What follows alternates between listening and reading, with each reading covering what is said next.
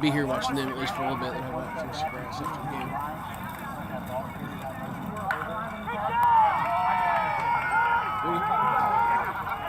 What's up, Jason? How you doing, pal?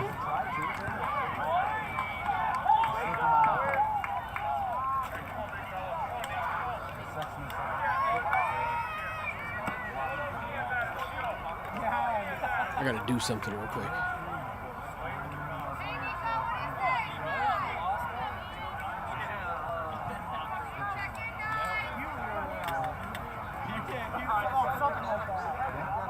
Nice.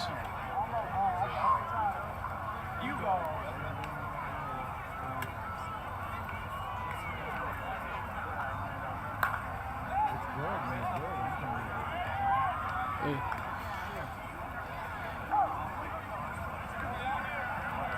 She said your daughter's playing. Is she playing down here or is she playing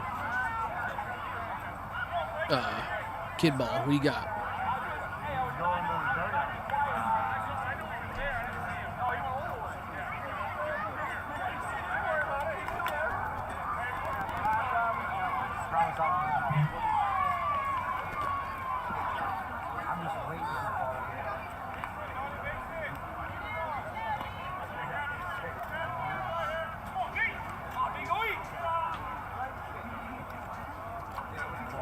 Okay, playing the Little League action. Oh, so you got it set up there at the field. You're literally double dipping, huh?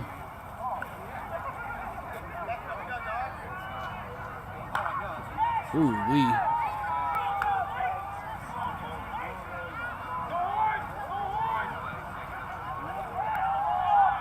Oh, that ain't gonna work. Oh, yeah, it is. All right. Huh. Gosh, bless it. Stand by. I promise it won't be bad for long. Had to make a small change here.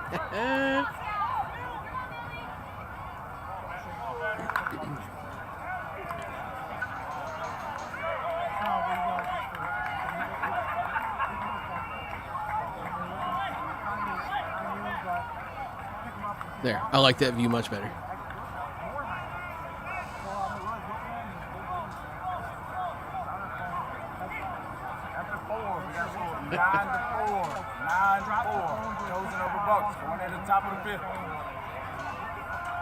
Oh my gosh, did he say top of the fifth? 5-4?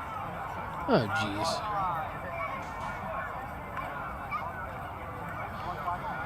Adam, so this is Young Bucks and Chosen Thunder Bad Draw. So actually, the Young Bucks are from Missouri. I know a couple of the guys on that team. We're tuning in for the Sonic game. The Sonic game will be after this. It's kind of a... This is what sucks about playing world tournaments sometimes is you go through all the travel, all the hassle, all the everything to go all the way to Florida and play another team from Missouri. If Young Bucks wins this game and Sonic wins their game, they will face each other at Worlds in Florida.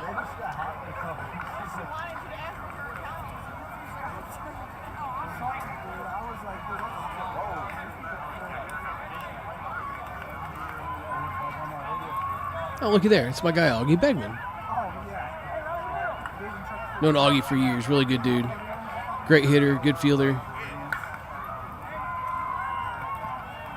Talked him up and he flies out to center.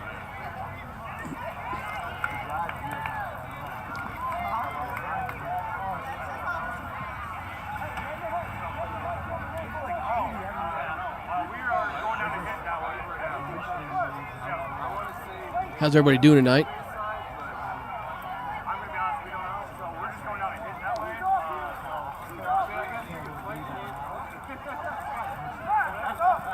And I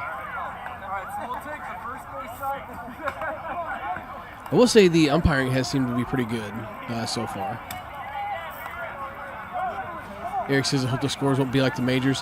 Yeah, so the interesting thing with the major has definitely become I think that you got a few different factors working against you there. You have the 240 effect, which obviously, not beating the dead horse with the bats, but no doubt the bats are lesser performers. No questioning that. So you've got that factor, and then the heat and the humidity, and then the wind is also a factor in Florida. There's a lot of stuff going against these teams in those situations. When you end up dealing, that's tailor-made. No, maybe not. When you end up dealing with situations where you have the lesser performing bats and balls, and defense definitely becomes more of a thing. Absolutely no doubt about that. So if you enjoy the game, then you can definitely enjoy the defensive aspect of the game, because it definitely adds a different factor that a lot of people don't consider. I will say, we play on the stadium. I say we. Hitting on the stadium, hitting hard balls, like we're wanting to see a show, right? We're not getting the show. So it is a bit of a bummer. But if you can appreciate good defense, you can appreciate the games you're seeing. Top half of the fifth, still got the same score. 9-4, 9-4. Chosen over Buck. 9-4. Okay, 9-4.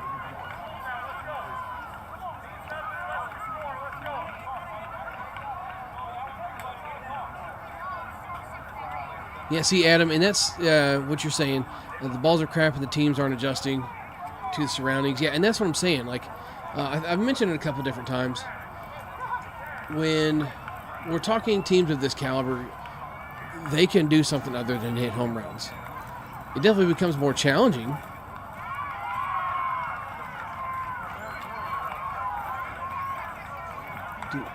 I mean, they can't hear it. But it is low scoring, and it is kind of crazy to see. But just like Adam said, adapt to your surroundings. And that's coming from me, who probably wouldn't have a hit all weekend. But, I guess it is what it is.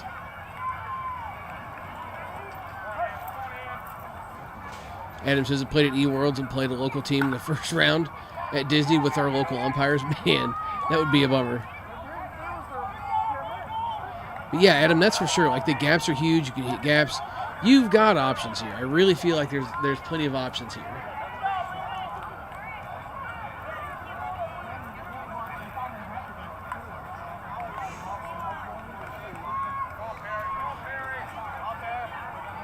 Jason says I played in Military Worlds a couple weeks ago. Used the Pro M ball and the 240 bats. It wasn't bad. Yeah. The 325, correct me if I'm wrong, 325 fences. That definitely helps. Ooh, I caught that kind of weird.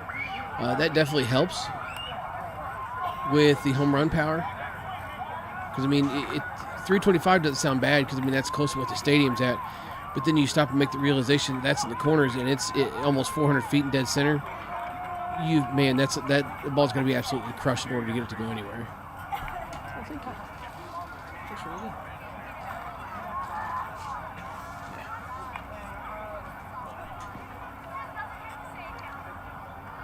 Okay, so you did use 300-foot fences. Okay, I didn't know if these fences were 300 or 325. I've never been down there to know. But I assumed that they were 325. But the fact that they're 300 definitely does change things a little bit, maybe.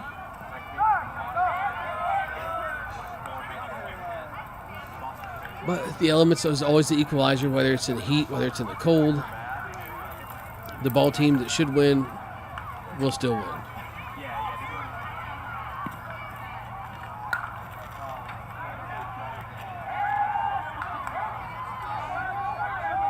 What a throw. Wow.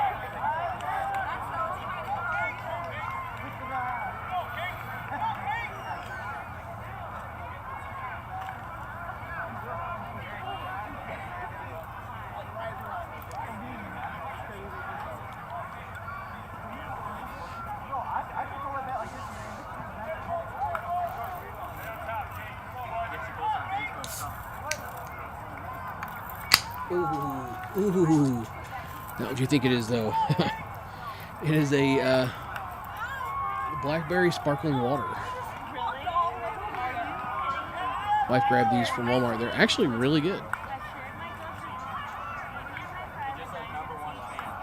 Hell yeah. We got the black cherry, we got the strawberry. I really like regular water, but I don't mind the mix up to the different flavors every now and again. Sitting here eating a little dinner.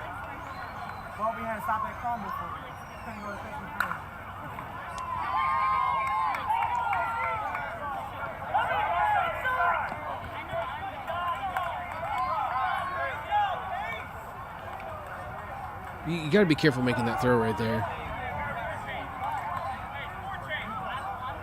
I respect the idea of trying to make a play at the plate, but you're one slip up away from eliminating yourself out of a double play with someone like this to bat. You've really got to try and either hit a cutoff or just know when to make throws like that.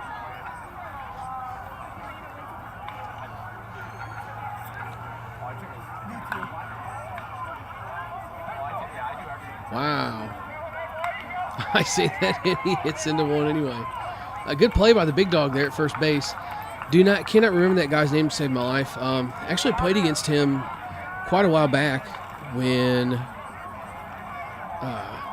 he was playing home runs for Heroes. We got a score of 10-4. 10-4 after 5. Chosen over Bucks going into the 6th.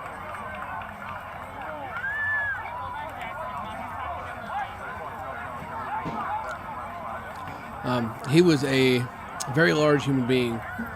I mean, obviously he still is. I didn't mean large like fat.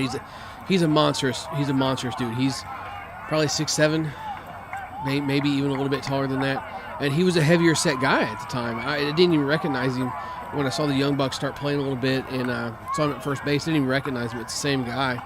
But I remember back when I had first seen him playing home runs for Heroes. He was playing rec with some friends of mine that we ended up playing against, and I remember thinking then, like, this guy's scary good. I'm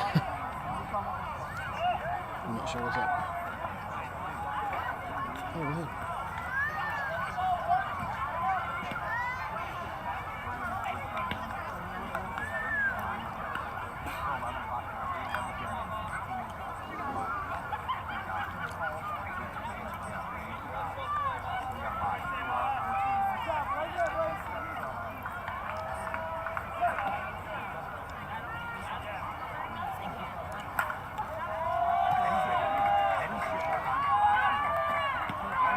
Ooh, shoo-wee.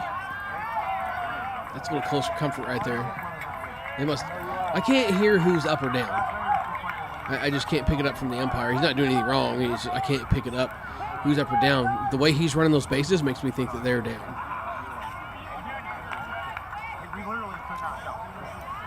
There's another guy I'm at least somewhat familiar with. Jack Quick is the name. Pretty good hitter.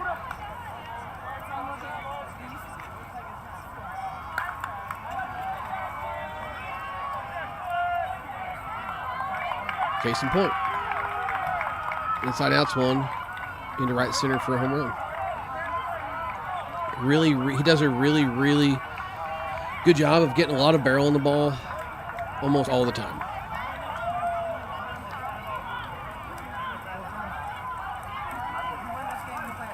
Okay, 10-4 chosen. Okay, that's what I couldn't figure out. I guess I didn't compute chosen is what he was trying to say. It just sounded like something else.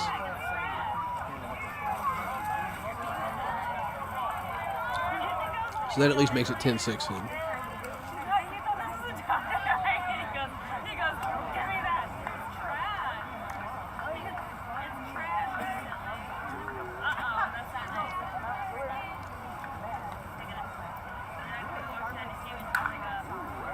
Ooh-wee. The ball was roasted, boys.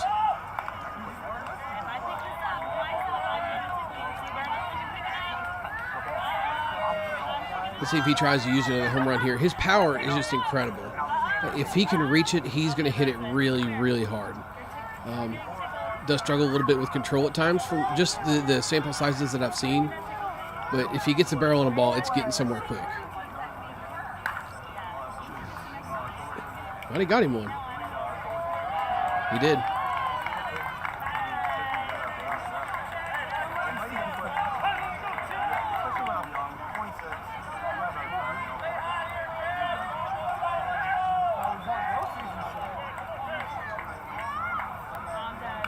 Ten-8.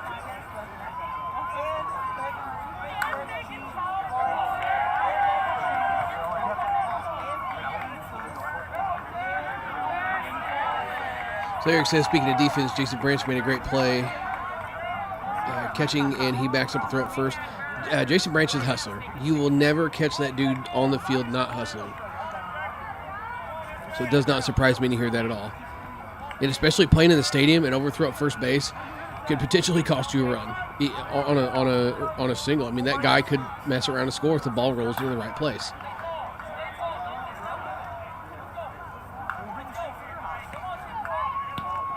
What's up, Q? Sonic game is after this one. This is Bucks and Chosen.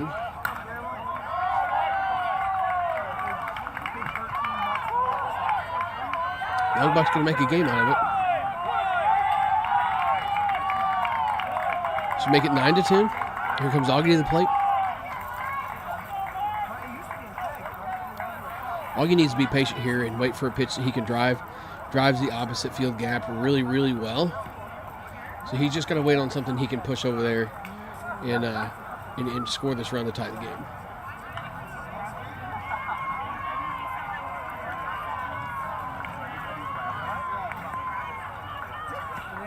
Eric, that's crazy. Got backdoored on a play like that.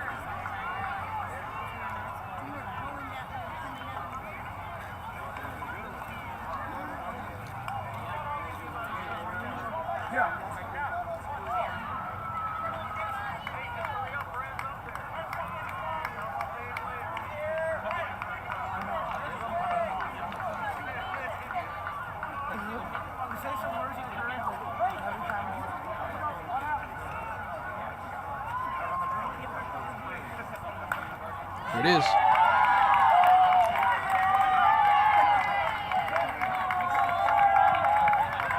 Just like the doctor ordered. That is what he lives for right there. That is, ladies and gentlemen, Augie Bagman. I can't even count the times that I've seen him do that. Makes him absolute hell to pitch to. That was an inside pitch that he pushed that way. And he can still turn on an inside pitch and hit it down the left field line, hit it into the left center gap. It's just, you know, it's a comfort thing. It's he chooses to do what he's comfortable doing, but he can also do other things too. So you can't just predict what he's going to do. He's going to leave you guessing. And Augie gets the runner. Yeah. What is that?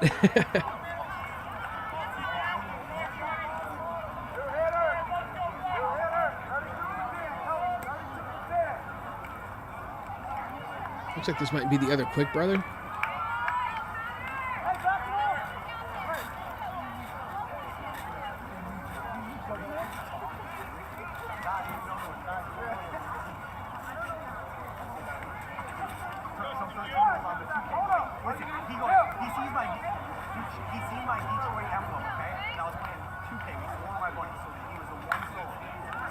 Ooh, it's struck. Does it have enough? Goner.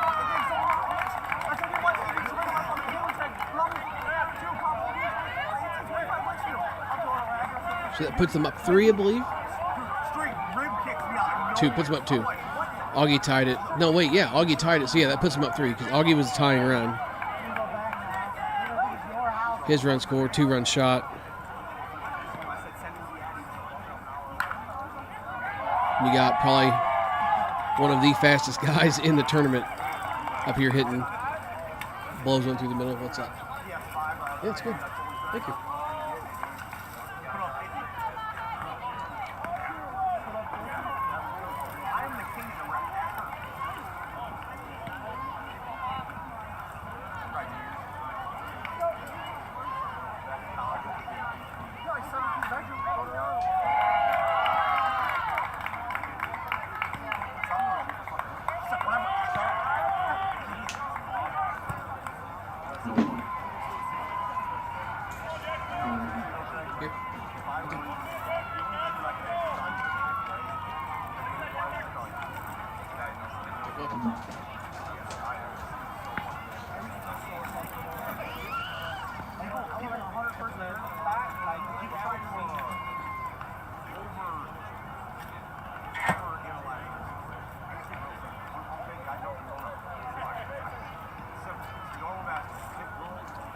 So as long as Bucks has home run left to use here, you got to be thinking he's thinking about using one. You have to be thinking that.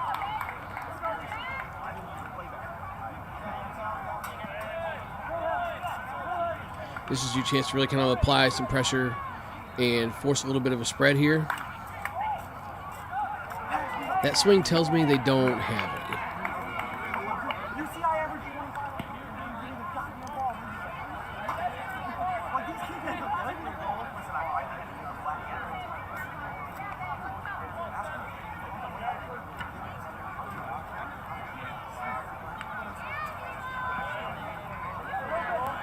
Close.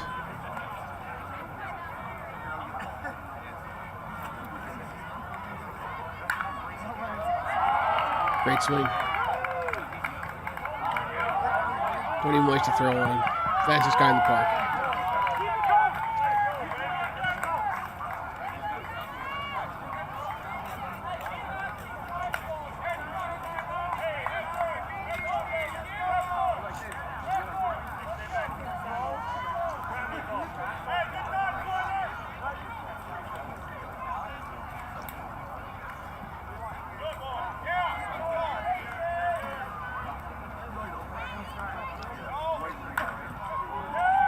Great swing, another one. The pitcher's not necessarily like throwing biscuits here either. I mean, he's making them, I wouldn't say hit hard pitches to hit, but it's not like he's throwing biscuits. He's throwing stuff that I personally would be letting go, but they're finding ways to get barrel on it.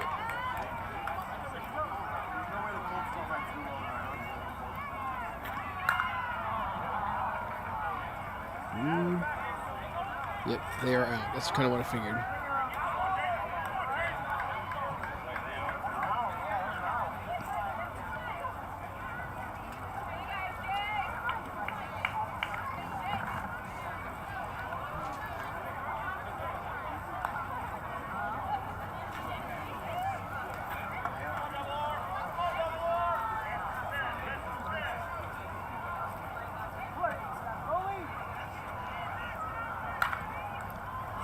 Ooh. Time to make the play, barely.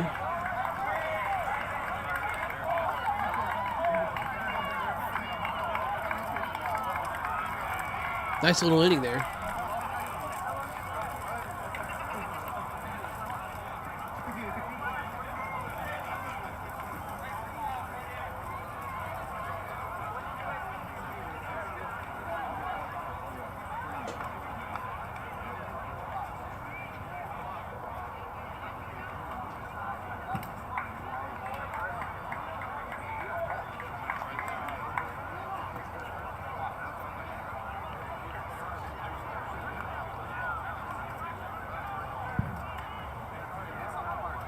Top half of the sixth, Bucks come in and put up 11. They have hit all of their home runs. You guys score 15-10.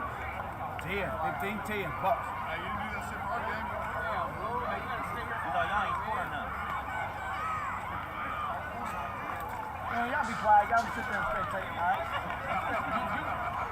Y'all last minute. Yeah. I'm gonna be out there, baby. Okay.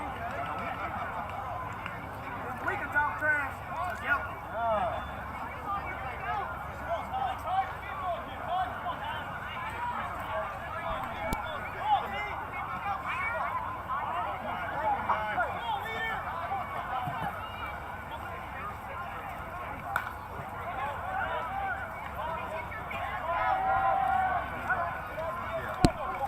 Yeah, really though. I mean, he does a good job of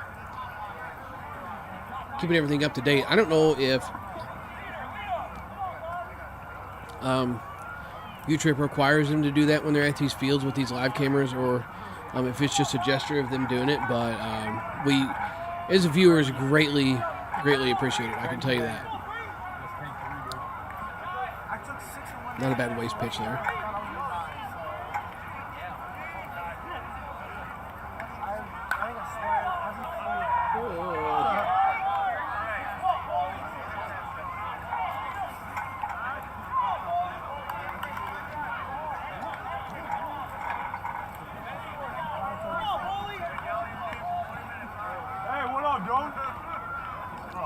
saying we just did. Facts.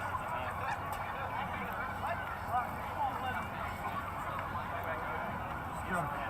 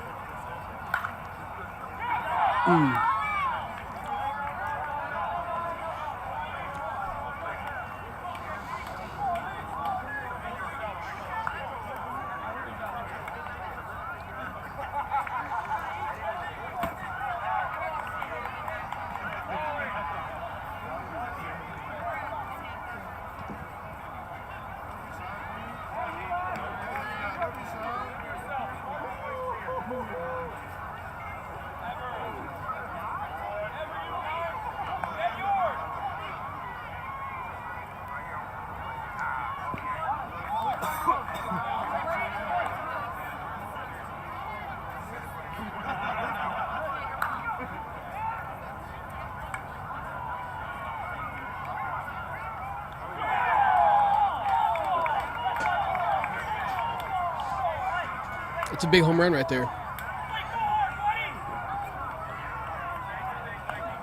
And this is a large human to hit after someone just hits a home run.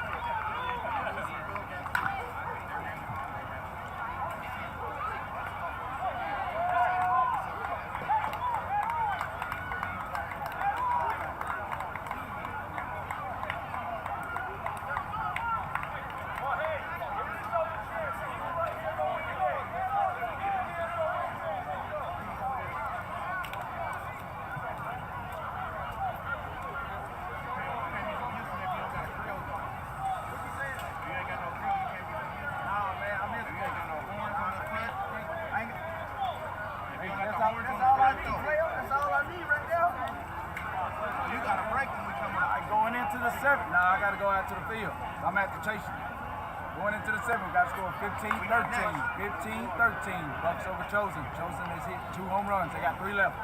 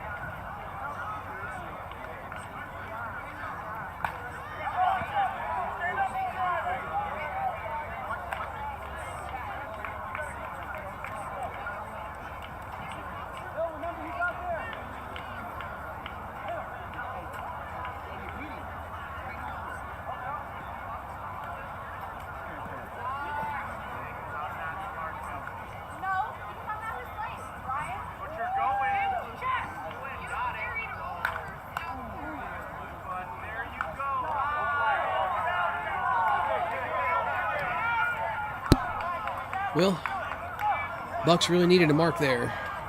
No doubt about it.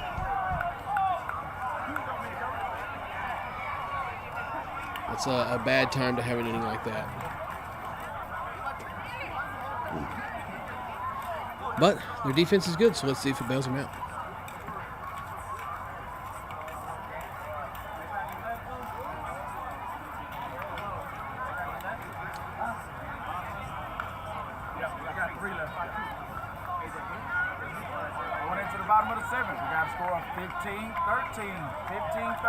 Bucks over Chosen. Chosen has 3 bumps left. Oof. 15-13 with 3 bumps. That's bad news.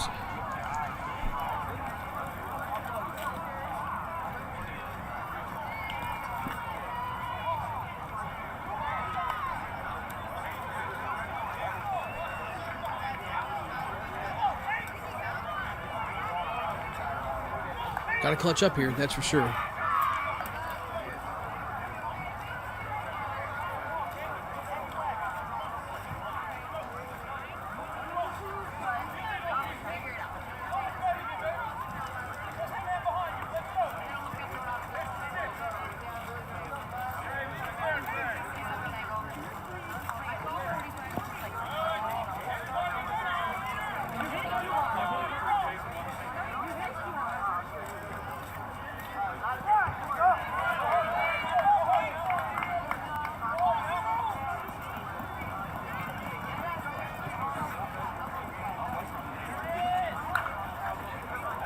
Ooh, man, I thought he had that.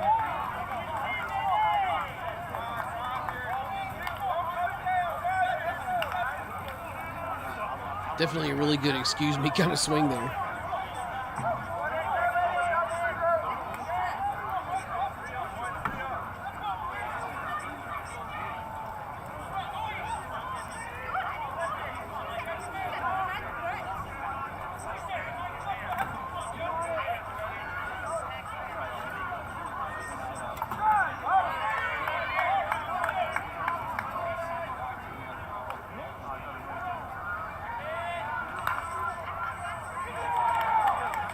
Oh boy.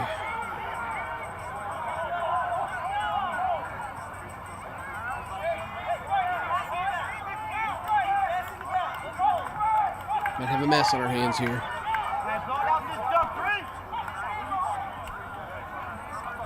Let's go, 3.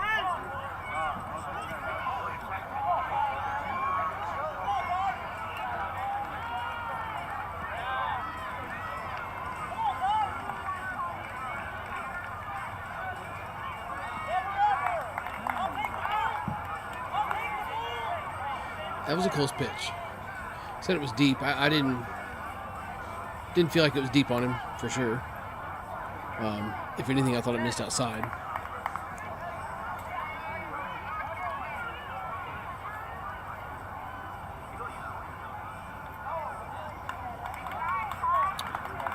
Oh boy.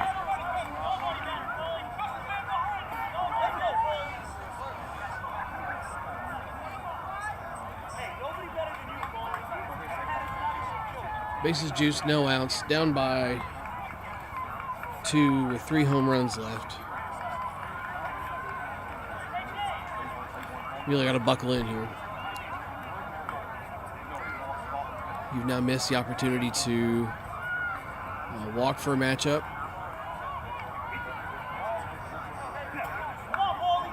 You got to find a way to get 3 outs without letting at least 3 runs score. At this point, I think you settle for a tie and go to extras. You almost have to.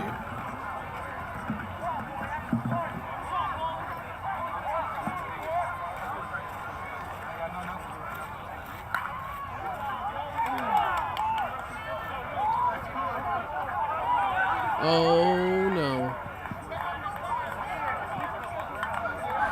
What a risky throw.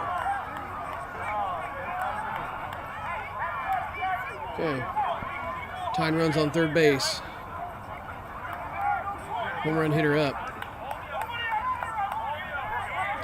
If I'm this guy in this situation, I've got one thing on my mind, and it's making sure this ball lands on the other side of the fence. Whatever happens here, you can't leave it on the ground. You cannot leave this ball on the ground. You cannot.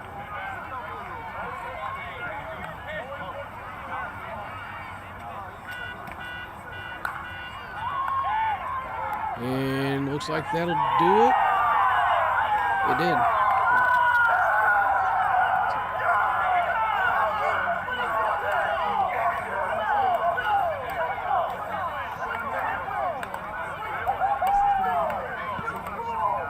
I called that one. Walk-off grand slam by Chosen. Final score, 18-15. That's tough. 18-15. I like those Young Bucks guys. Hate to see them lose like that. I just said to the guy over there, I said the But, game will be over in one swing. Oh, well, yeah, with him. That dude's got some power, yeah. You kind of painted yourself into a corner there. How many outs were up when he came up? Not scratching in that last inning. There's the Sonic guys out there playing fetch already with the softball. You kind of paint yourself into a corner, not scratching at all in that last inning, and then end up with the bases loaded. Like I said, the best outcome in that situation is you leave that inning with the game tied. Obviously, that didn't happen, and that's why you play the game.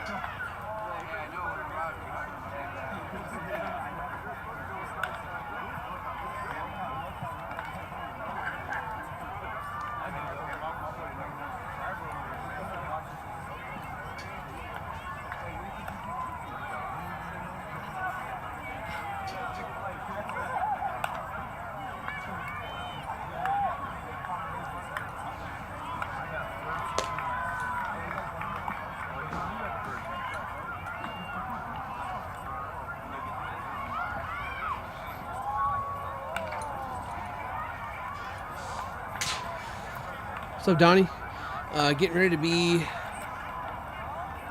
Sonic and Sting out of Michigan.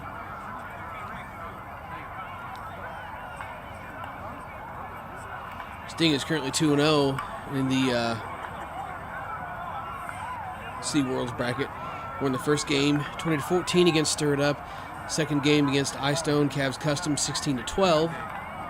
To move on to this matchup against Sonic.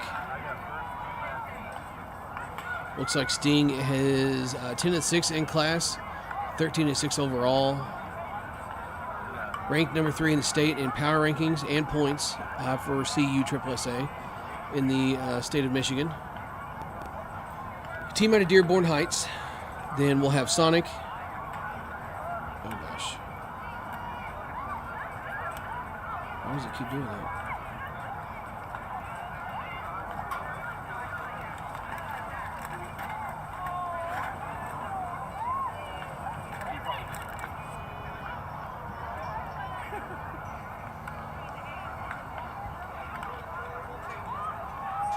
All right, so we'll have them going against Sonic with a 22-13 in class record on the year, 30-21 overall. They are 1-0 right now. Beat a team by the name of PF in the first game of the SeaWorld's tournament with a win of 15-7. Sonic also ranked respectively number 3 in power rankings and in points for the state of Missouri.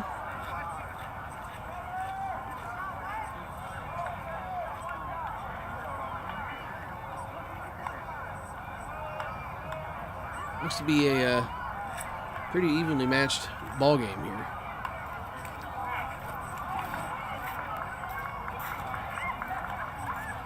So Brett has sent over the starting lineup of Sean Miller at center field, Jacob Morales at first base, Jamie Robertson on the bump, and Dustin Hampton catching. Matthias Miller will be up the middle with Lamar Miller in left field. Sean Roller at second base, Zach Pulliam at short, Javen Miller at third, Brian Schimmer will be EHing with Micaiah Weibel in left field. Looks like Sonic has gotten the home team. They'll be starting this one out on the field.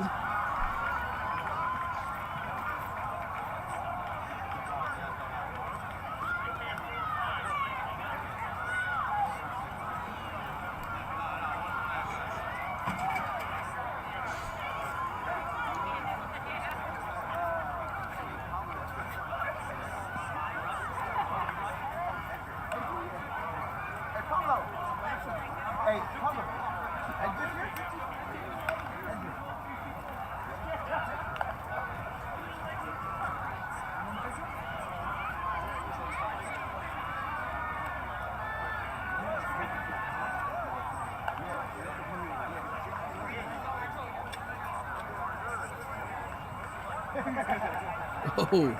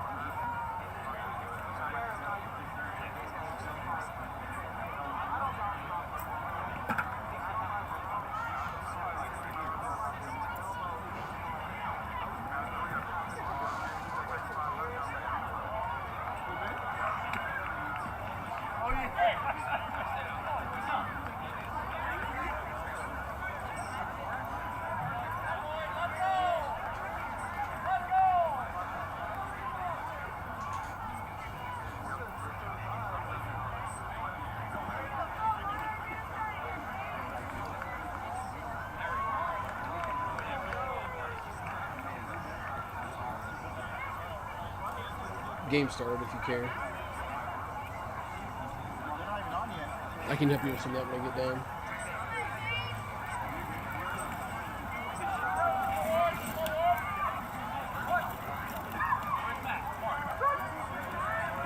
All right. First pitch in for a strike. Between the legs. No, Jamie's really good. Jamie actually finished a tournament earlier in the year with a between the legs looking K. He's going to work you. He is going to work you to death. No doubt about it. Swing. Ooh.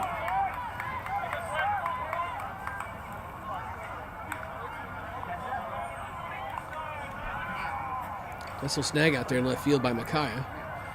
New to the Sonic squad. Looking like he might be a new acquisition for him.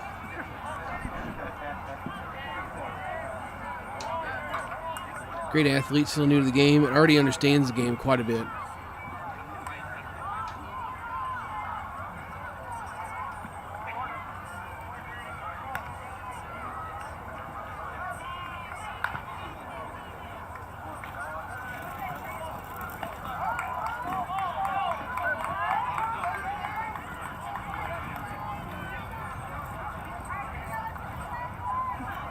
Second out of the inning there, a slow chopper to the middle.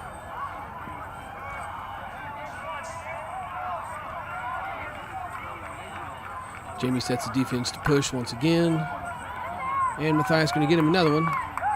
Dude is pretty much money anyway. You dice it. Third out of the inning.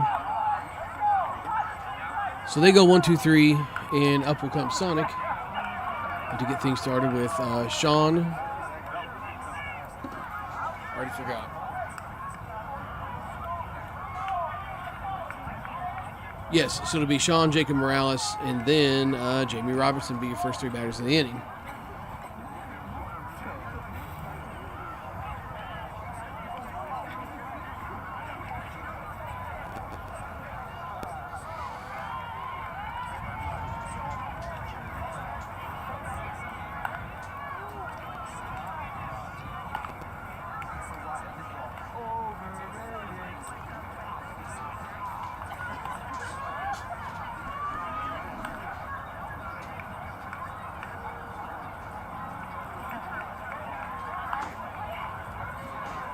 Oh, gosh.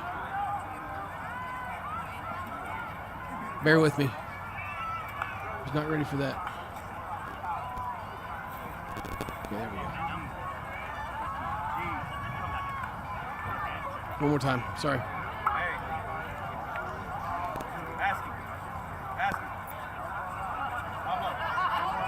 Okay.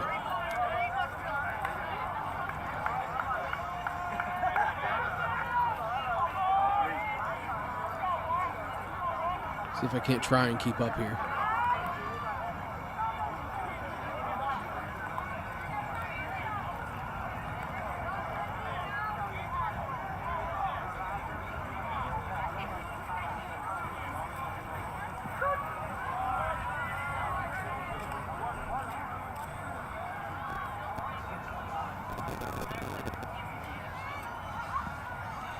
This is the second pitcher I've observed today not wearing a mask. I can't tell if it's like a cocky, arrogant thing or just I'm a dude and I'll be fine thing. But I do find it kind of crazy to see the guys, even at the C level, pitching without a mask.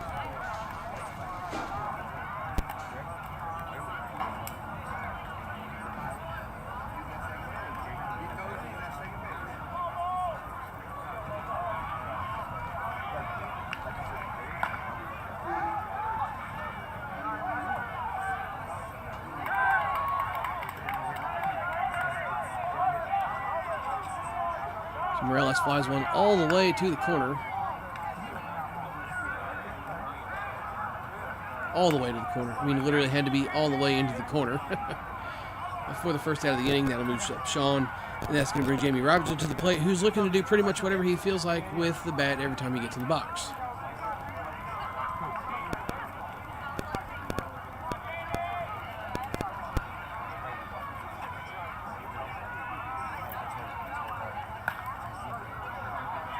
That was the first one off.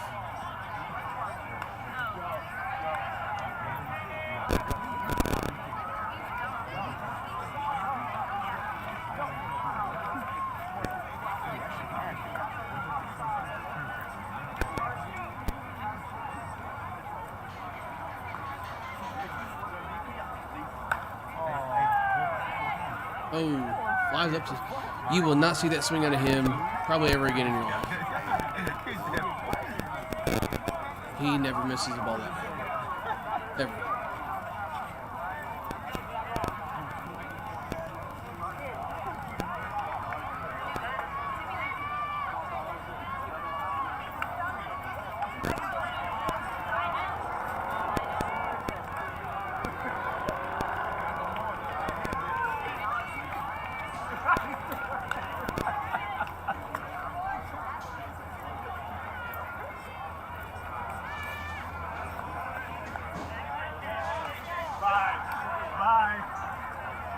Here we go. By the way.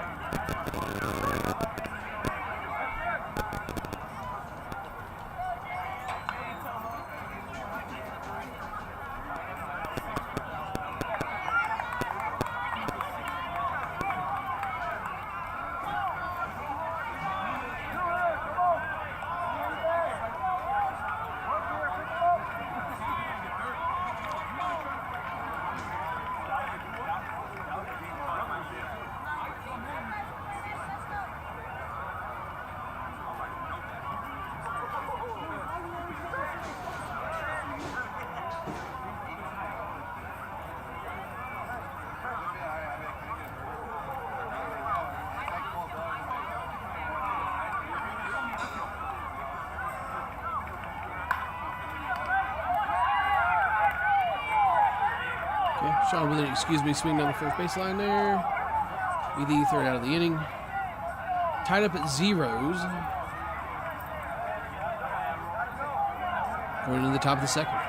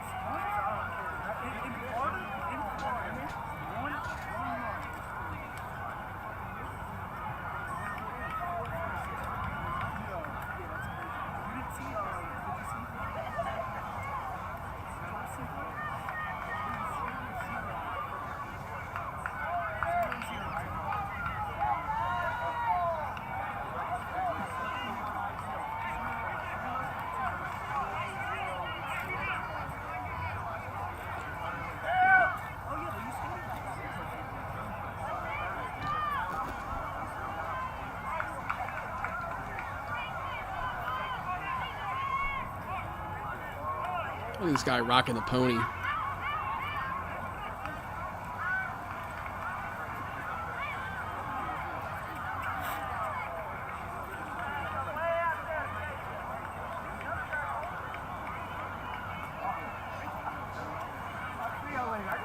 So I will say I didn't get much of a chance to get a good look at the pitcher. I was busy trying to get the score overlay set up. It's not like when I was up there when I had to change it. Just kind of watching out of the corner of my eye.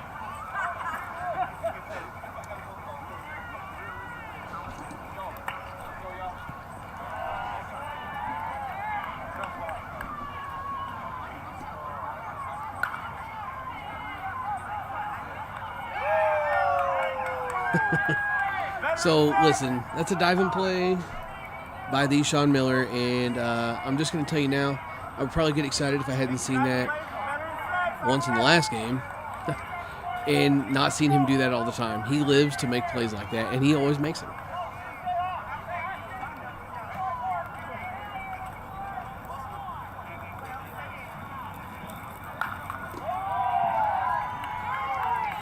Nice little slap down the line there. That's a great swing. You really can't do a ton to defend that.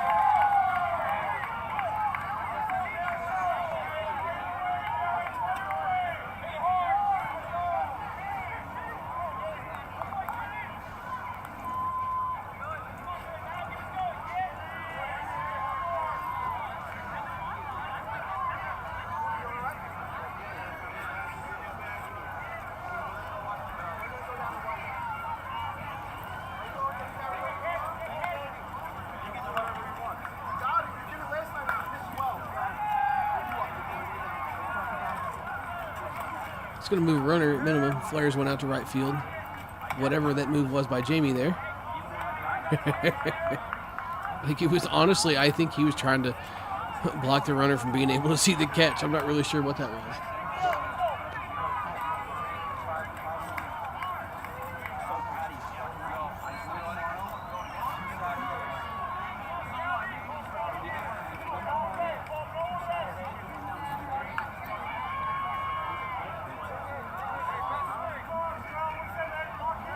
I do believe that'll be our first out of the inning. Jamie sets the defense. Kind of talking to Matthias here, trying to make a game plan what they want to do. I think playing this guy. Oh, man.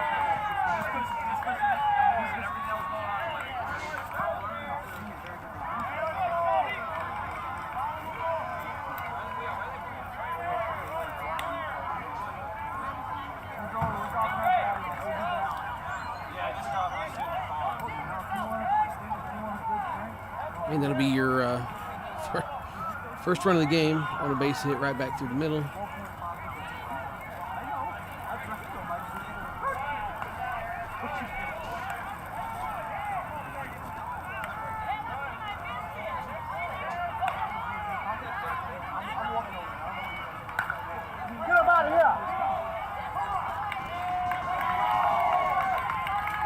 get a home run, make it a 3-run. That's their first home run of the game.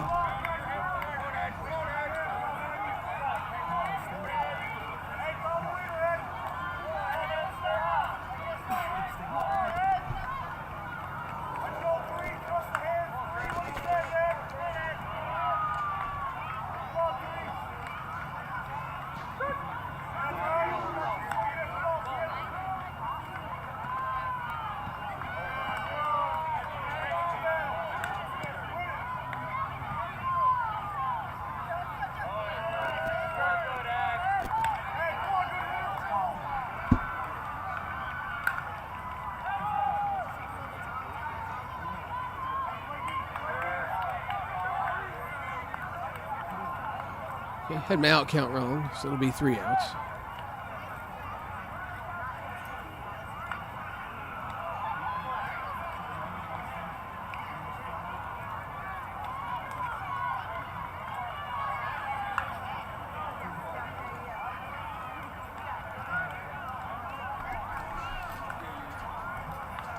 Going in the bottom 2, Sting 3, Sonic coming up. So going to the bottom of the second, Sonic is down 3-0 to Sting. Sting has used one of their home runs. Sonic has none because they have no runs.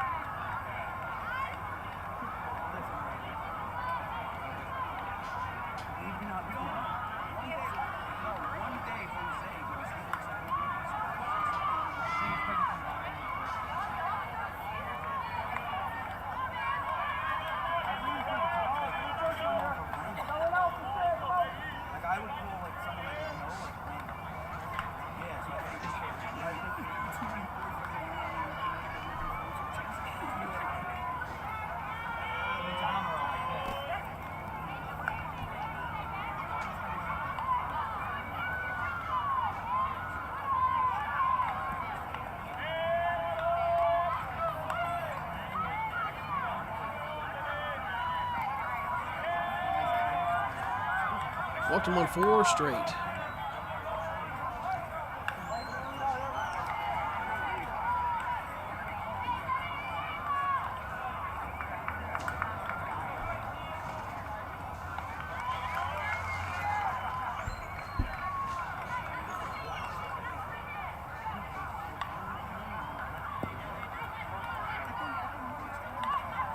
We'll bring what looks to be Lamar Miller to the plate.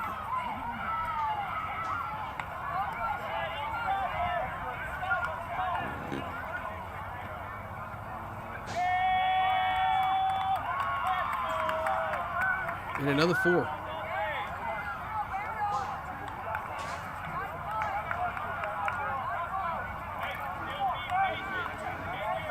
So 8 straight.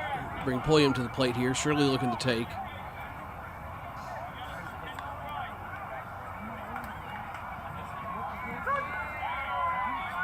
It's a good take. I don't care how good the pitch is. No, thank you. And goes down looking. Not really sure where he thought that one was.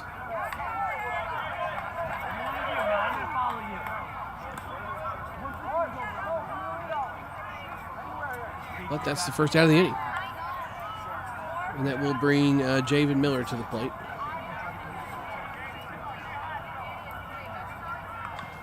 Javen got to be thinking just get something into the what would be the grass and use the wheels here, move the runners.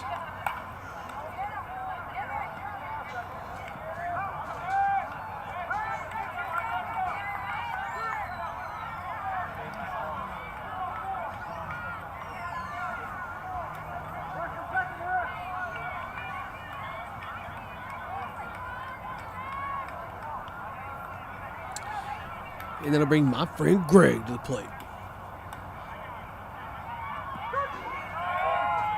Ooh, that's nasty. That is nasty. That was headed for the other batter's box and fell in. That's... What do you do about that?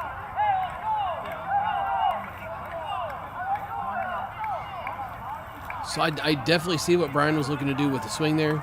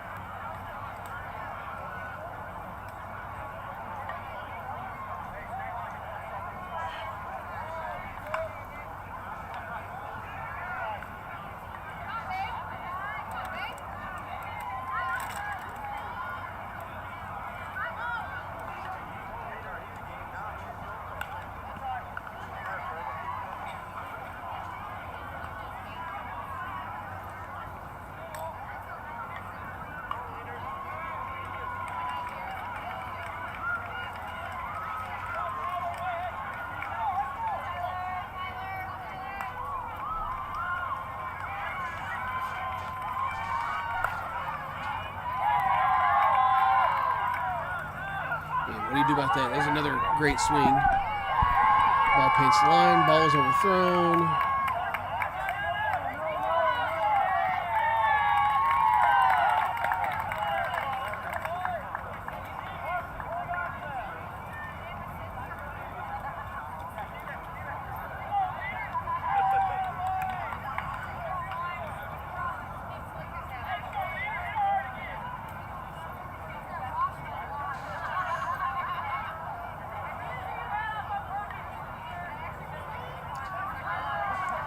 So Sting threatening early in the top of the third here with yet another run.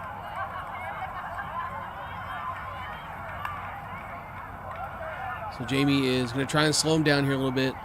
One thing that Jamie is good at is making this his field and you're playing on it.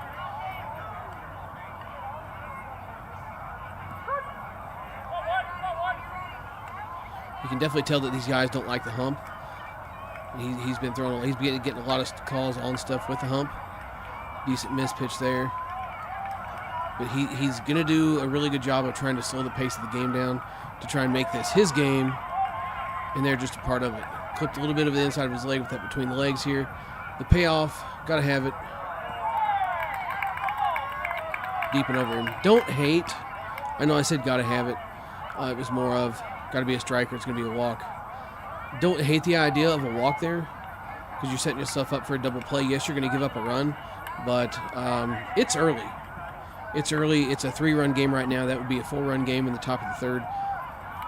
We're not panicking for runs yet.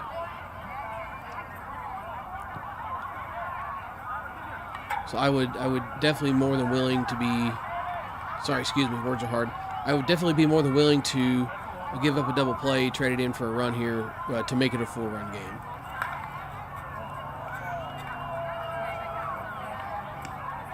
Takes a swing for a home run. Gets it. 3-run shot, second home run of the game. So make it 6-0.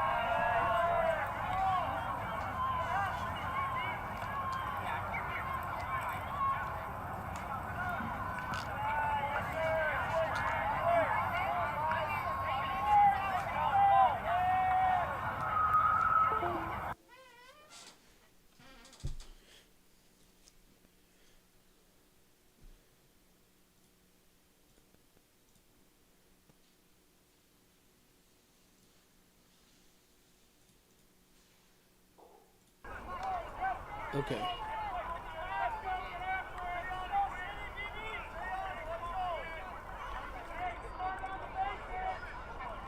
So I have switched microphones. Do I still sound okay? Loud, quiet.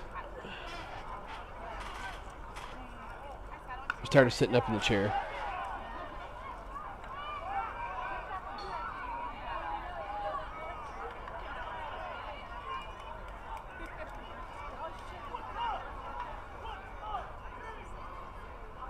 Got another delay here. I don't know what the delays are. We have balls in play, I guess. I think that might be what's happening.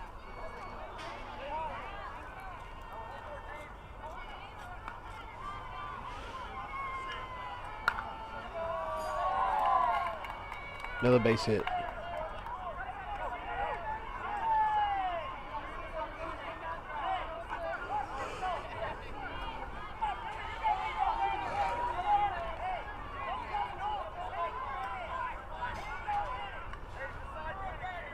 Oh, lights of the cars. Okay.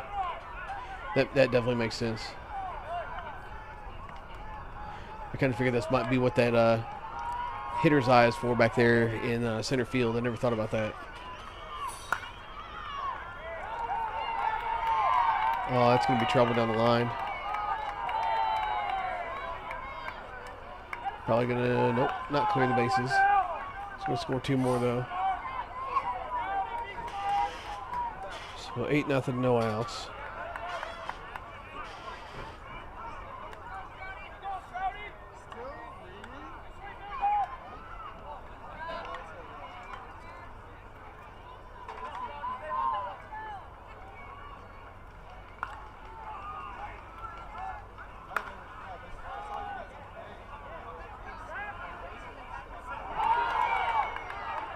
Sean runs it down. Going to make the catch. What? They said he...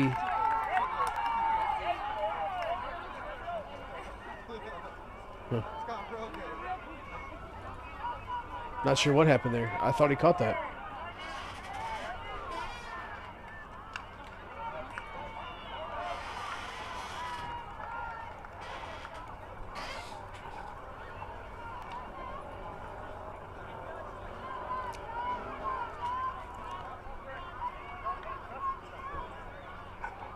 got to be looking to get it out here just about any way you can at this point.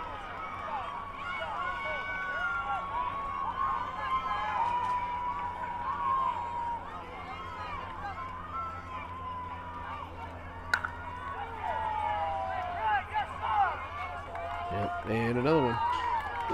3-round shot.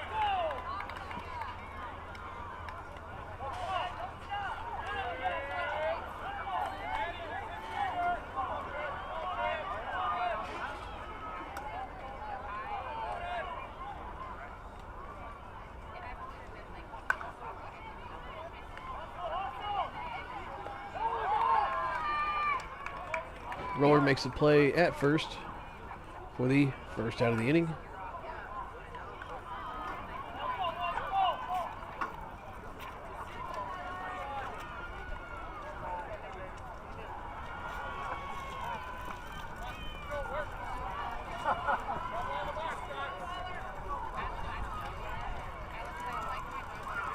Sting has used 3 of their available home runs. Nobody ever said, I'm assuming you guys can still hear me okay. I'm not too loud, too quiet, anything like that. Can the game audio be louder?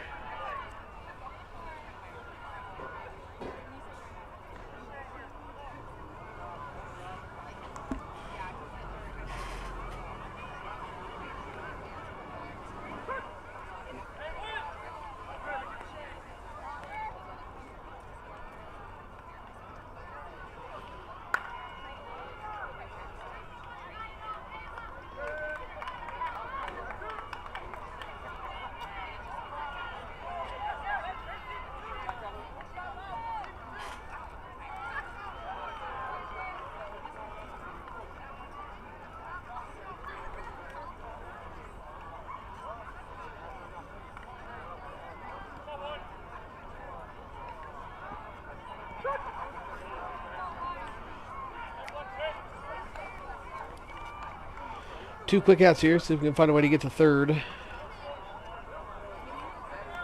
Might have played it another run as well, correct?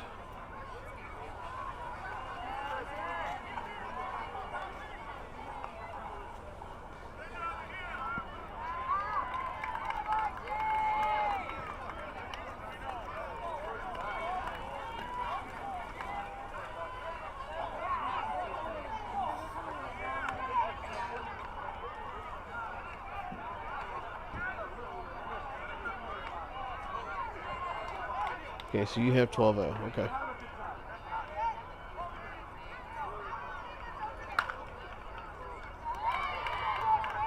Oh, man.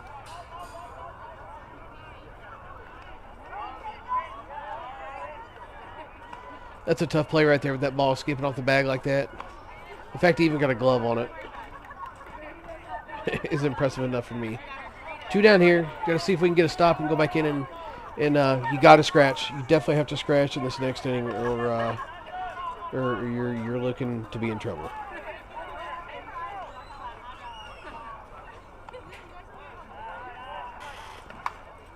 Thank you.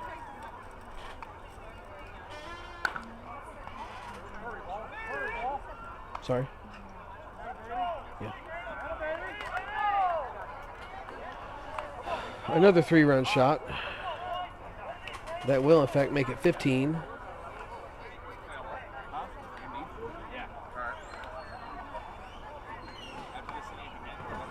On their 4th home run.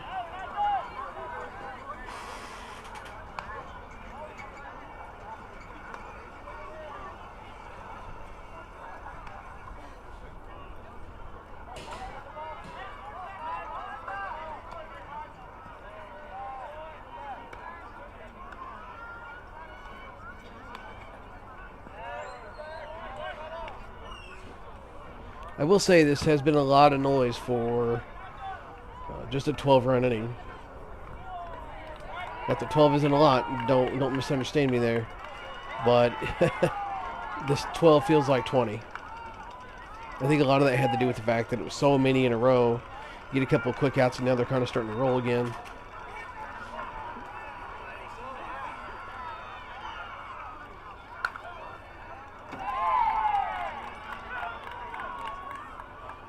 Another one just out of the reach of Matthias there. Matthias is a phenomenal fielder. So Matthias, Javen. So we got Matthias, our middleman. Then center fielder Sean, and Javen is the baby over here at third. And I'm assuming that being that he's a Miller as well, the guy in right field, he is also related to them. All three of these are cousins, I do believe.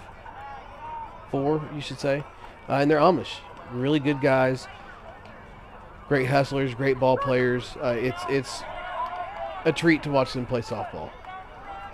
So to see plays that are just out of his reach, it's got to be a well-struck ball if he's not getting a glove on it.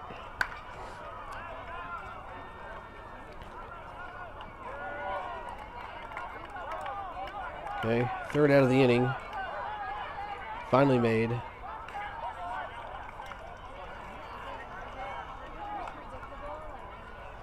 See what Big Dog says here. I have 15-0.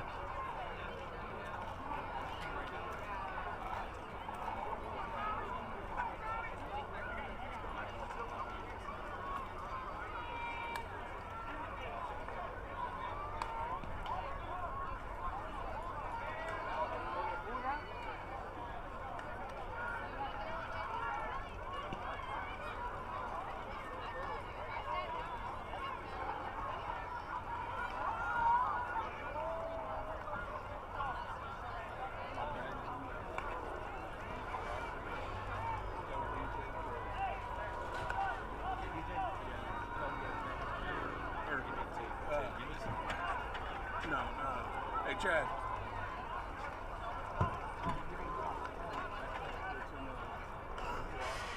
It's the gray one on the table.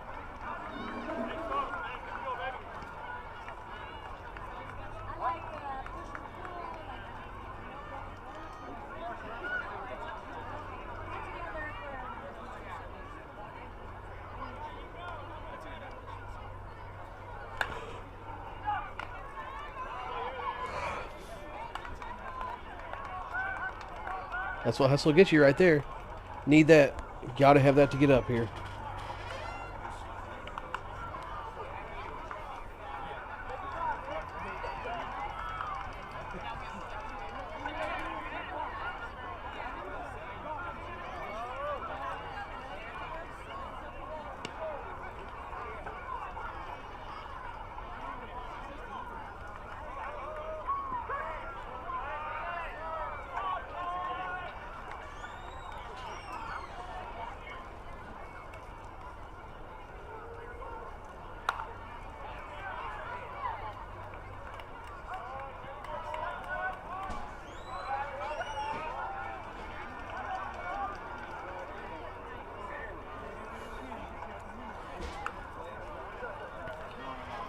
So Sean Incap one's at third base. That's going to be your first out of the inning. Jacob Morales up to the dish.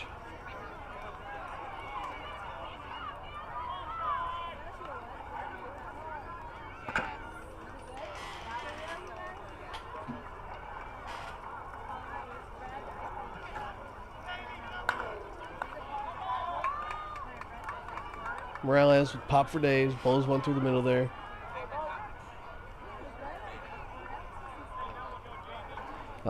The one thing I've noticed, I've seen this is the second time I've seen this guy play, and I can already tell you that he does an incredible job of keeping his hands strong through the ball, if that makes sense.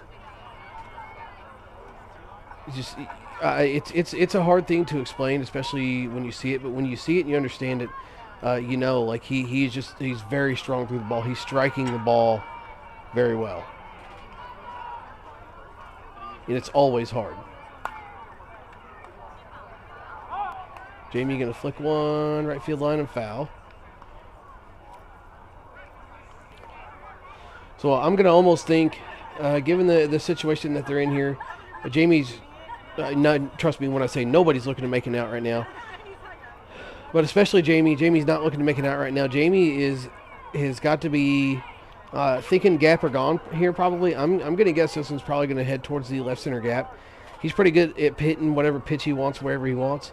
I'm definitely thinking left center gap in the air, probably swinging for a home run here now that his back is against the wall. And there it is. Gotta get him on the run. First home run of the game. And put Sonic on the board, make it a 3-0 ball game. Big swing by Jamie there.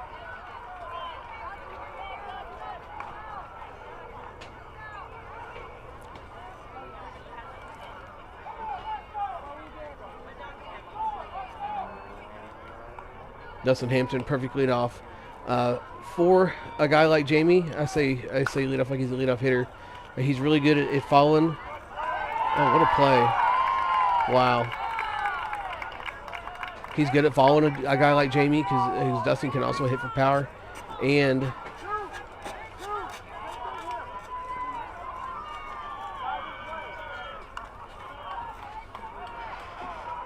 he's good at hit for power if Jamie doesn't, and he can still find a way to get on base. That's an incredible play. There's really nothing more you can do but tip your cap to that one.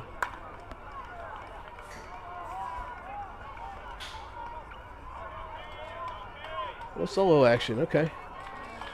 So, looking for runs any way you can get him right now. Not that he was looking to hit a solo, but I don't hate the idea of a solo right there.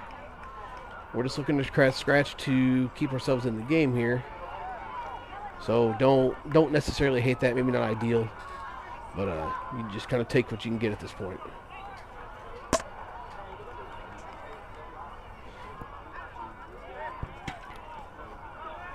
Kicked off the very back of the plate.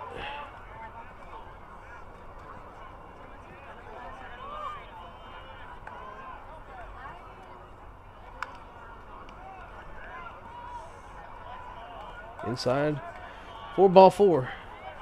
I think he did that to him last time, too. I think he threw him 4 straight last time.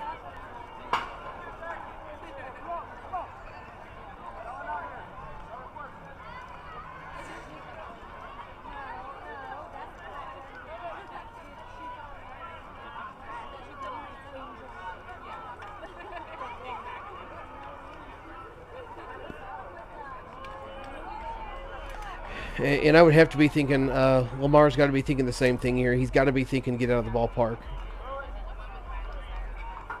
That one's deep, though. That's 5 in a row. Put one on me if you plan on me swinging. And that's short. Okay, 6 in a row again. This literally happened the same spot in the lineup with the same hitters last time through the lineup. So, again, let's see if Zach has got to be looking to take here.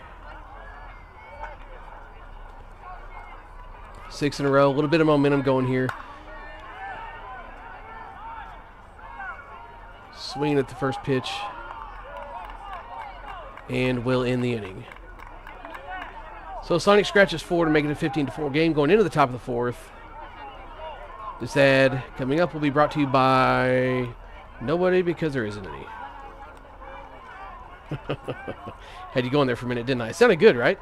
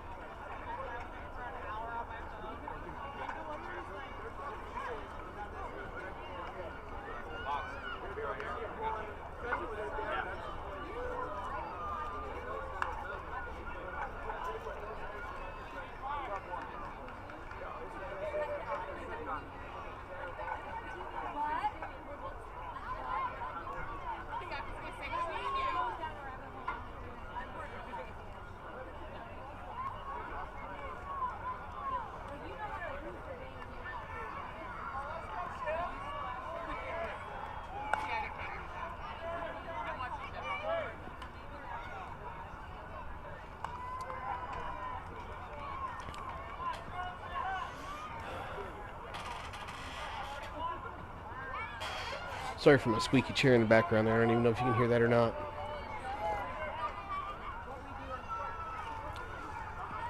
Do you have a pitch and change? Brian's going to come in and give them a little bit of a different look. That's close. Brian's going to come in and give him a little bit of a different look here, just to try and throw him off at least a little bit. They might be seeing the ball well out of Jamie's hand. Again, to me, 15 runs after 3 innings is nothing to get super excited about. But some people also don't want to give you the chance to build some momentum either. Sean's going to squeeze that for the first out of the inning.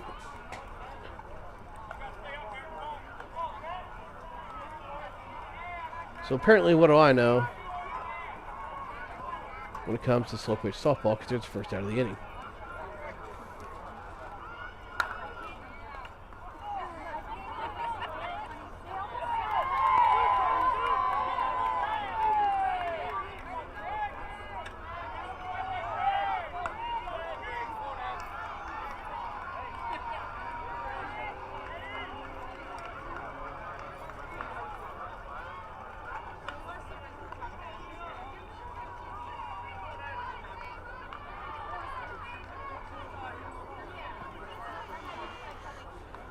Tough play on a hard hit ball.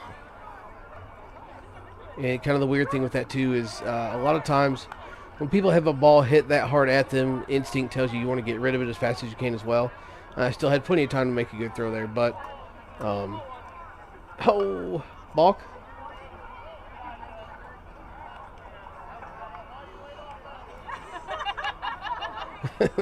There's Brian out there running for mayor. Said, don't know how he laid off that one.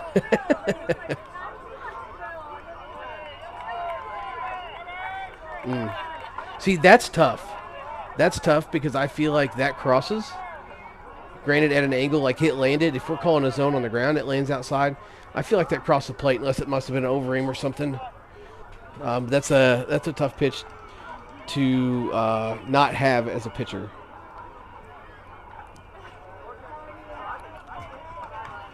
Next to it.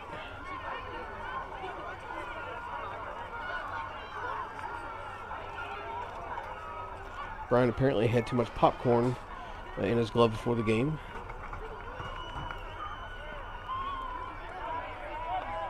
That was going to miss. Got to have one here.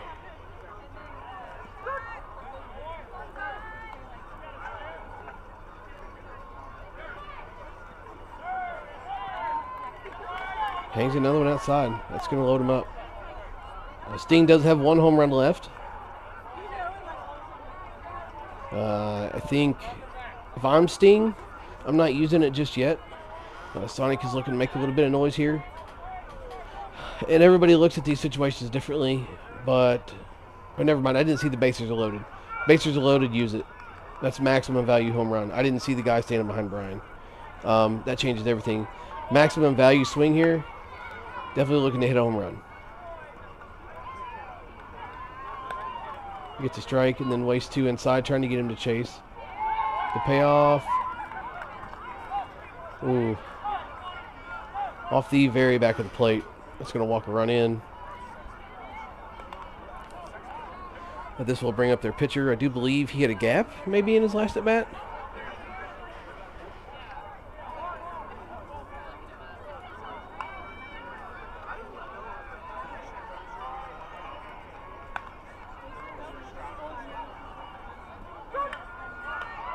Okay, gets the strike on him.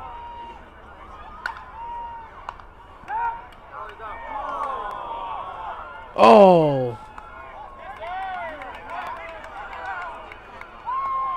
That's tough.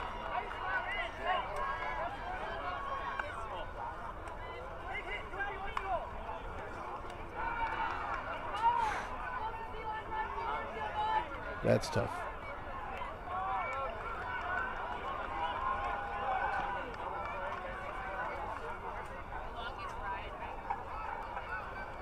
That's one of those deals that honestly might come back to haunt them. Let's hope not.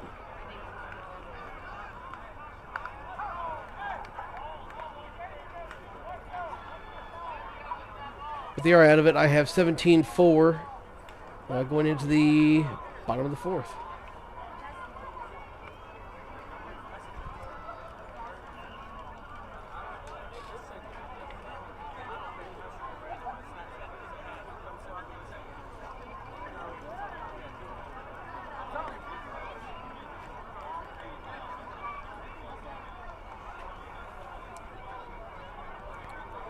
Sonic has 3 home runs left. Sting has 1 still.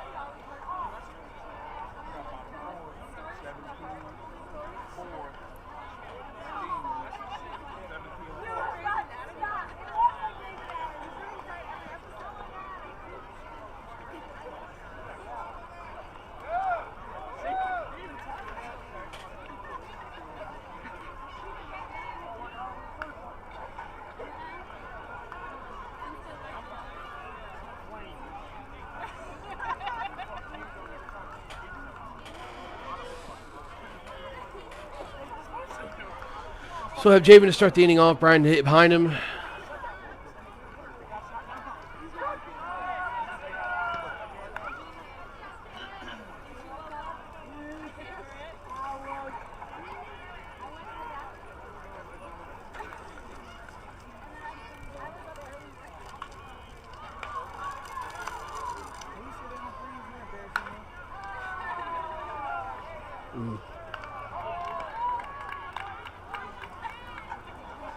It's a big first out.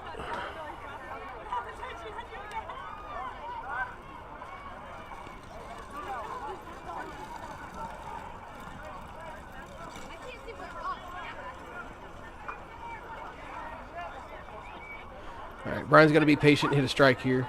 Struck the ball well in his last at bat. Swung at ball 4 though.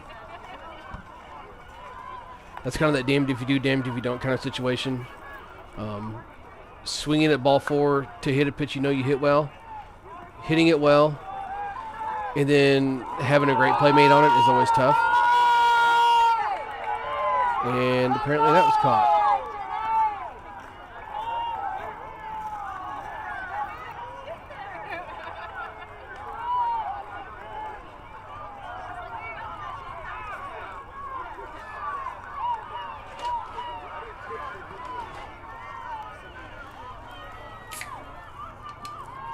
That calls for another black cherry water.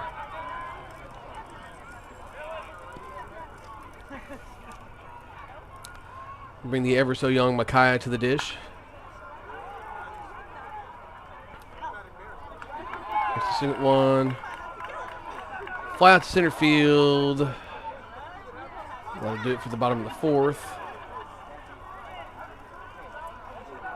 Sting up 17-4. 1 home run left to use. No commercial breaks or nothing like that.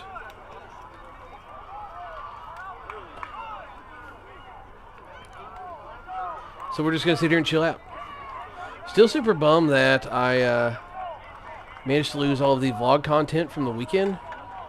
Super bummed about that. I was really looking forward to that one. So it's a tough break to not have that footage. That sucks. That was probably 3 minimum, possibly 4 videos I could have made out of that. And instead, it was absolutely nothing.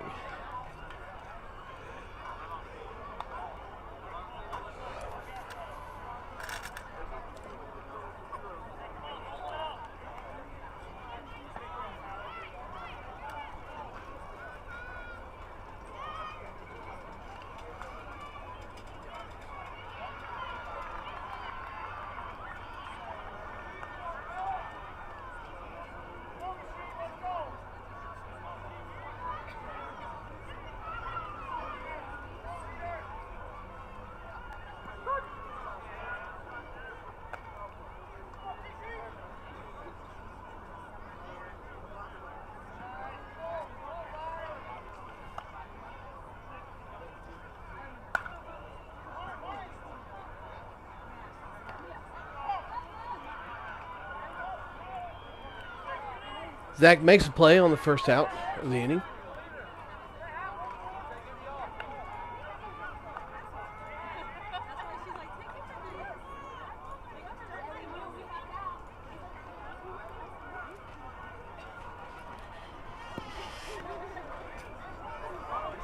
If Sonic can manage to get a 1-2-3 inning here, it's going to be absolutely huge. But you got to come back in and scratch though.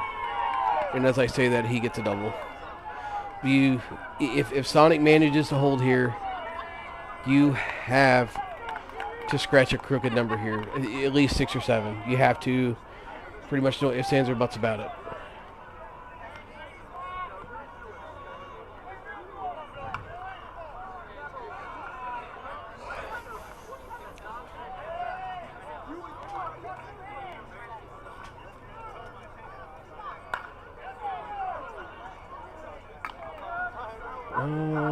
Caught. Wow. Strong arm out there. Quick release, got rid of it quick, but it is going to move the runner. There is 2 outs, though. So let's bank on another fly ball here. Sting could possibly use their last home run just to scratch for the inning here to put a little bit more pressure on for Sonic. I don't know if that's the best idea, but it is a possibility right now. 2 outs, you're up by a decent amount. Just to try to put a little bit further out of reach. Rolls one right through there.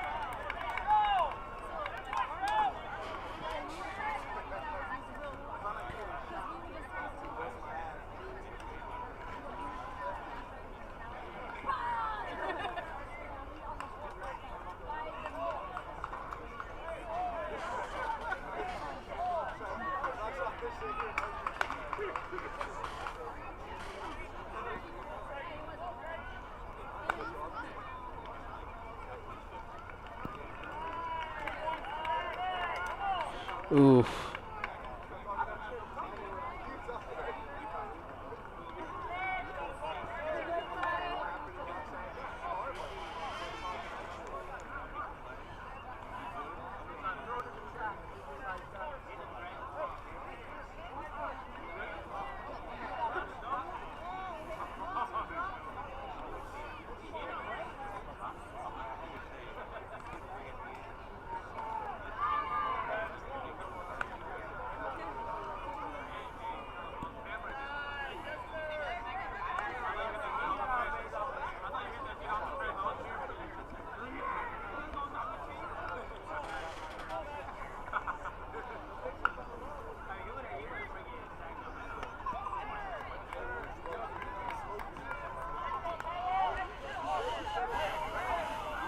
Bases loaded.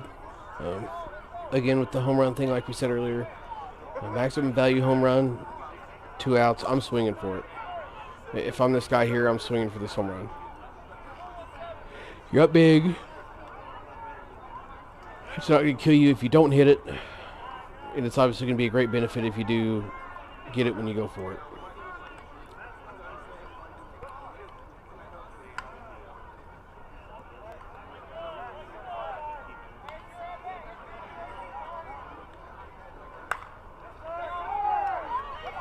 One swinging, going to paint the line there.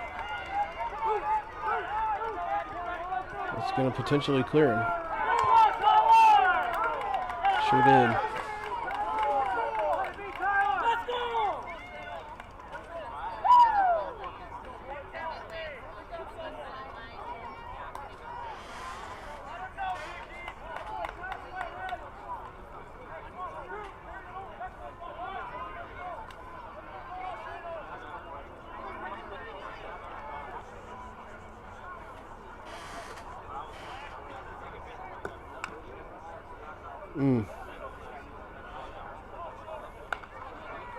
That's close to be called deep.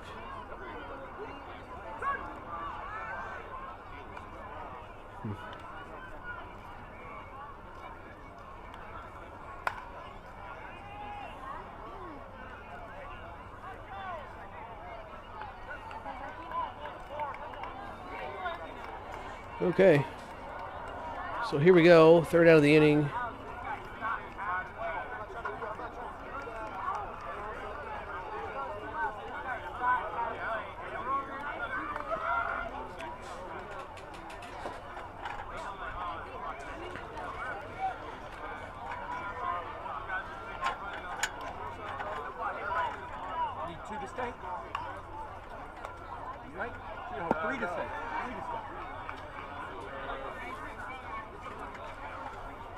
Back on schedule is what you're trying to do. Yes, sir. What threw off schedule today? We weren't that far behind in our game early on. After. The game after ended up being? The game after ended up being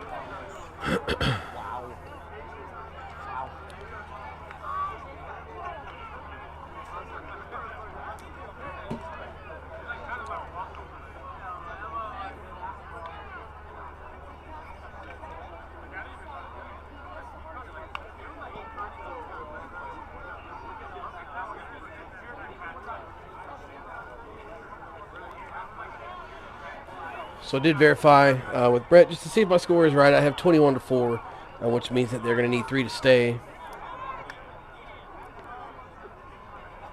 Top of the lineup is up, so you do have that going for you. Sean's got to find a way on any way he can here.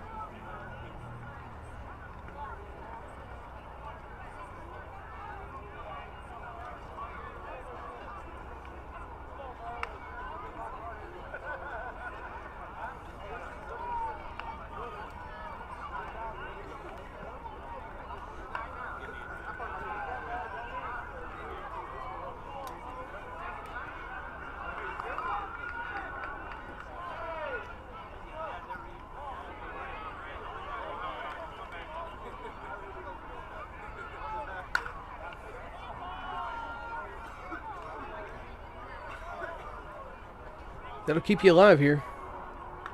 2 hits to start the inning.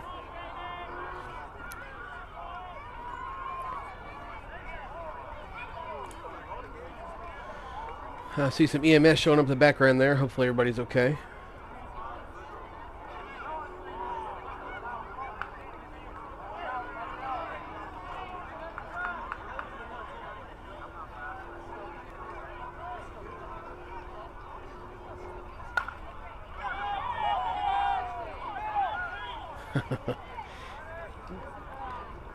Great swing by Jamie there. He does not care.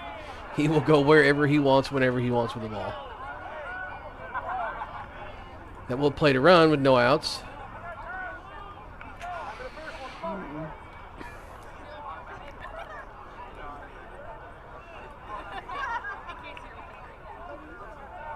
And that'll bring Dustin Hampton to the dish here. If I had to guess, he's probably just looking to go as hard as he can back through the box here. Not really a finesse guy. He's a hit it hard and worry about it later kind of guy. So I'm definitely thinking, especially now that middleman's kind of doing some wandering and messing around here, he is looking to blow this through the box. I'm almost certain. Hey, prove me wrong, why don't you?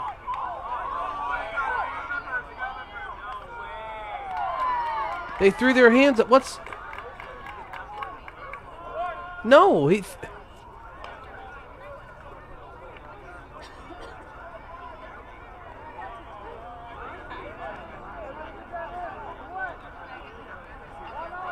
What? Did the outfielders not throw their hands up?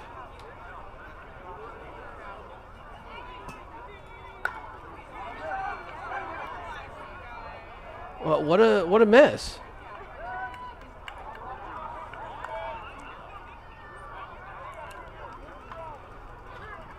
I'm fairly certain outfielders threw their hands up there. Would be why Dustin went, because he knew he had a runner in front of him. That's a tough break.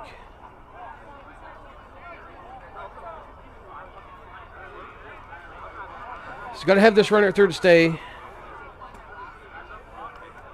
Man, that's tough.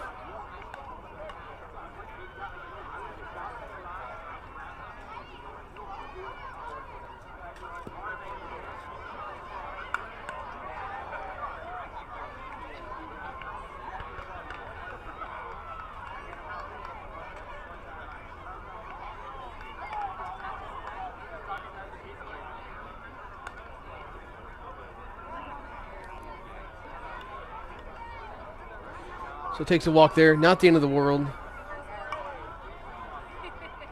Manual from the standpoint of that sets you up for a force out at second base. Give you one more option for force. You don't have to go across to first.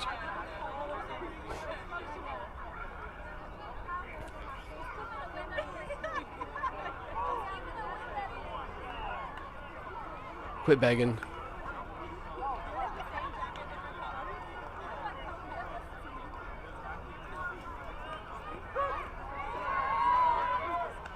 Yeah, there it is. Gonna be a hitter here.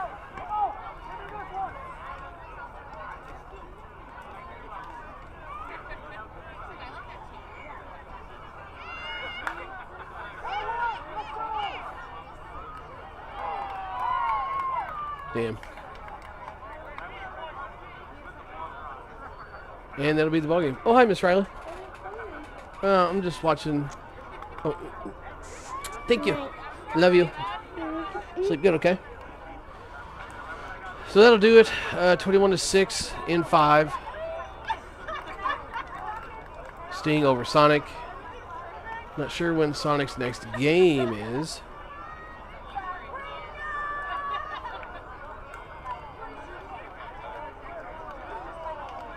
Looks like 8 a.m. on Sal. My God. Saturday, 8 a.m. on Marucci.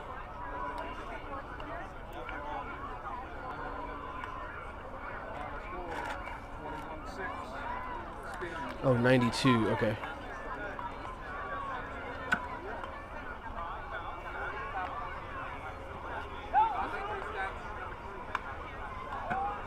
Oh, still Saturday, 8 a.m. on Red Easton. Holy smokes. So you're going to have all day Friday off. That's kind of wild. Let's see. Can't turn on the stadium field here. Rosmando versus Competitive Edge. I'm probably going to be kind of in and out for this, though. Here to introduce you to Chapter 1 Ultraviolet's newest members of the family, the Space-Shaped Brow Gel. That's not what I thought that was when I first saw it.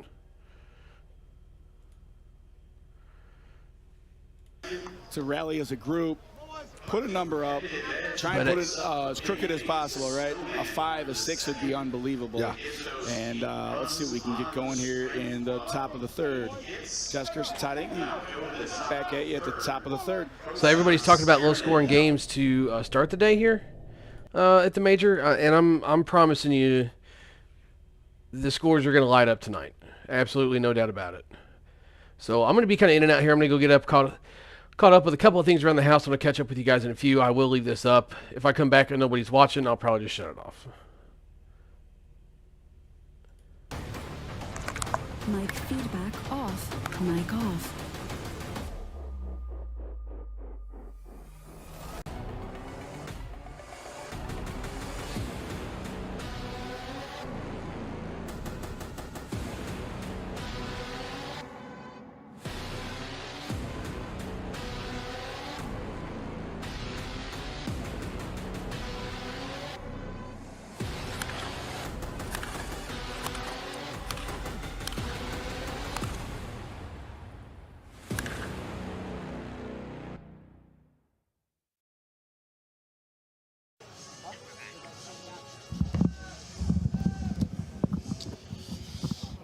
All right, back at you here. Top of the third, Proton trailing Competitive Edge 13-3. Competitive Edge is pretty much having their way. But the guy at the plate now, Brock Frenzel. Been feeling it. I love this dude, man. He's a Ohio guy, right? Ohio, Columbus, Ohio. My BP partner. Oh, boy. Yep, him and I hit BP at least twice a week. Love this dude. So he's a hard worker. He's still young. I mean, there's people he's been up here for 2.5 years, and people kind of they tend to forget about him a little bit, and you really shouldn't, because he works hard at it. He loves to play the game, and he is a good ball player, and he's only going to get better. I tell you what, I mean, the state of softball with young guys, and it's impressive. Crazy, right? Puts a good swing on it. Puts the charge into one. Get it. Nice swing, Brock. That is impressive. That's reminiscent of 2 years ago. It's impressive to do it with that bat. It's a great swing. Good job, Brock. Good boy. Brock's now 2 out of 2 in the ball game. And now stepping But even the state of the women's game, right? How competitive is that? Like crazy good, right? I love watching women's game. I have a good friend of mine, Randy Kreider from Illinois, plays on Team 24. Yeah. Love her. Suncoast swinger. Suncoast swinger. Yeah, I know Randy. Yep. Absolute. I jest with her all the time. I said, when my son grows up, I want him to be like you. There you go. Because she's a competitor. I love it. You can't. That's Brad Lunda. Love to see Brad maybe move that ball to the right side a little more, you know. I think there he was trying to go opposite of 5-man, going through the middle over Farron, but just cut it a little bit too much. But yeah, I agree with you. Dinsky tracks it down with no problem. He is not carrying water buckets out there, guys. Just likes to work out. Just likes to work out. So. Bit of fitness. Chad Mullins. Chad had a great year. Yes, he did. Yes, he did. Not that he doesn't have a great year. He's the ageless wonder. I mean, I don't know how he keeps doing it year after year. Just gets after it, man. Quite possibly the fastest hands in the country. Still, it's crazy. I think Bradley Jones. Well, that's true. That's true. I think Bradley Jones might have something. It's like, but you got to have a scale there. Bradley's like 25, and Chad's like 45. Not 45 years old, but he's up there.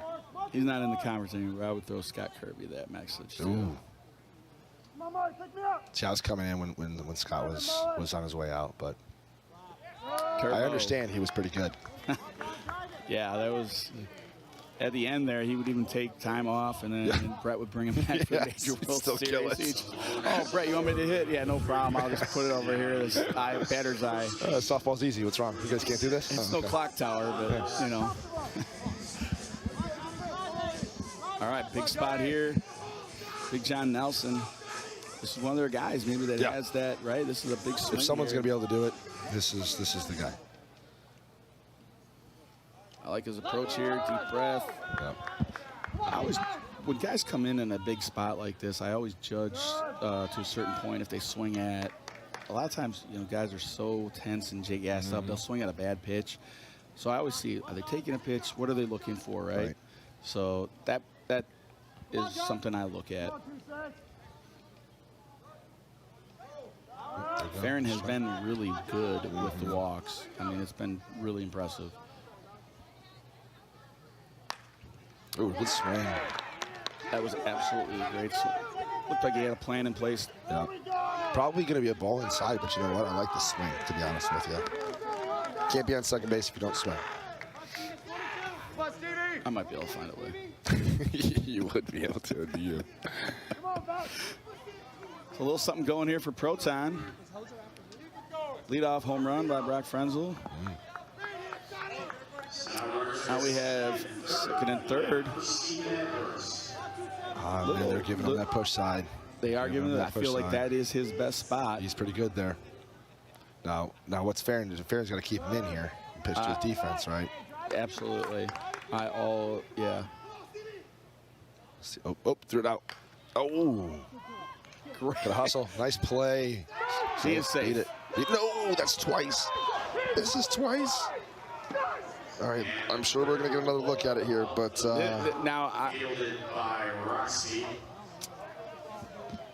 we got to ask for help. That here, is right? a great play by Roxby. Yeah, very good play. Yeah, sorry. Yes, great play by Roxby. It just comes up throwing. Here we go. Look at the replay right here. He was safe again.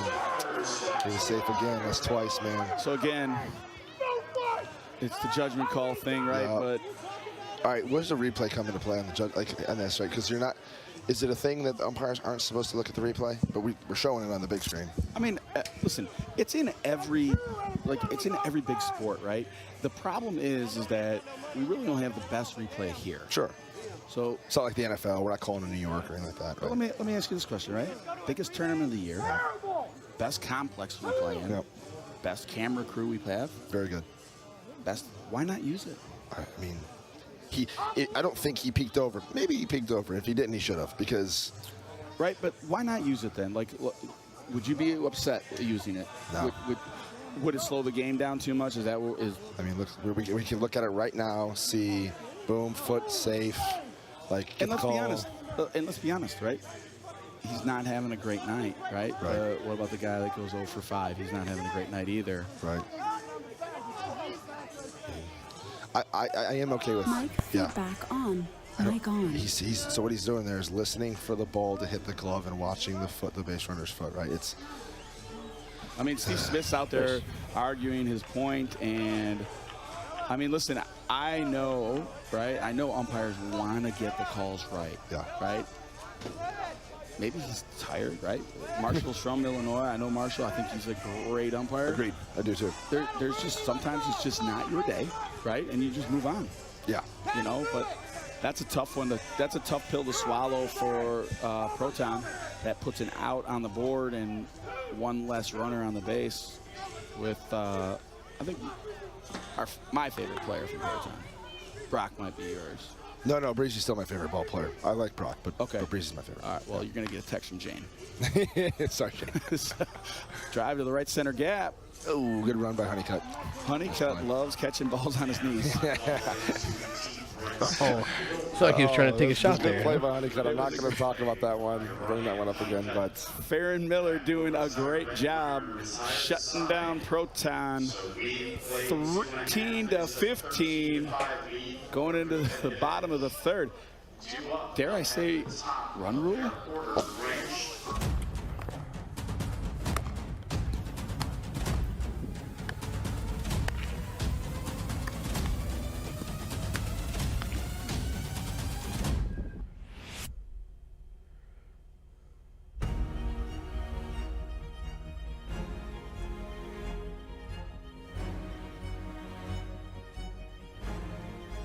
Boy, them Suncoast, they sure is good.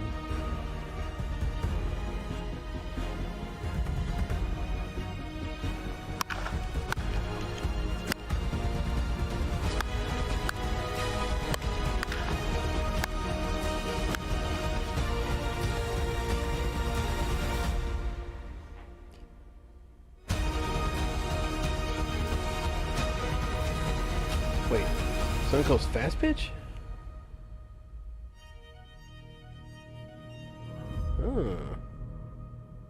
Interesting. Oh, puppy dog. All right, back at you here. Another friendly. Another pup. It is bring your dog to the park. I think they're drinking for free tonight. They are drinking for I free. need one of them to get me a drink. So actually, in the chat, someone brought up that Steve Smith went out and argued, and he wasn't in uniform. I'm not sure, maybe because it's a little cooler or something he had to warm up on. I'm not sure what He that. has some dress pants on too. So what you're saying is, it's a rule. You're not supposed to be on the field unless you're in uniform. Right. And kind of surprised the umpires didn't say get off the field. They may have, and Steve didn't. That's true. But at some point in time, I think you have to. I think as an umpire, especially when he's talking to Anthony, the home plate umpire, he probably said, hey, man, he messed it up. I don't know what to tell you. I'm not turning this one. So, all right, so Tyler Irvine here after Jason Brandt's fly out to right. Tyler popped up to second base. Yeah. I don't think you'll see that very much. I don't think you're going to see it again. Nope. Oof, hot through the middle. I like that swing, actually. Get back on it. And the reason why I like it is exactly right right? He let it travel a little bit, takes it to the opposite field. Maybe he felt like he just was way off. Yeah, I mean, it's always, it's like baseball, right? You get back on it, you go middle back side, right? See the ball a little deeper, make sure you're staying on it, stay on top. See all the teams that are playing in the C, and they're actually the stadium was pretty crowded for your game. It was, yeah. It was. I mean, there was a lot of good noise. I mean, people were cheering and what have you. It's a lot of fun.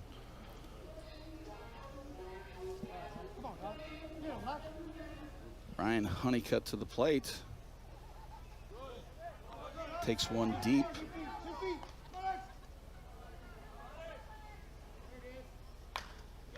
Backside.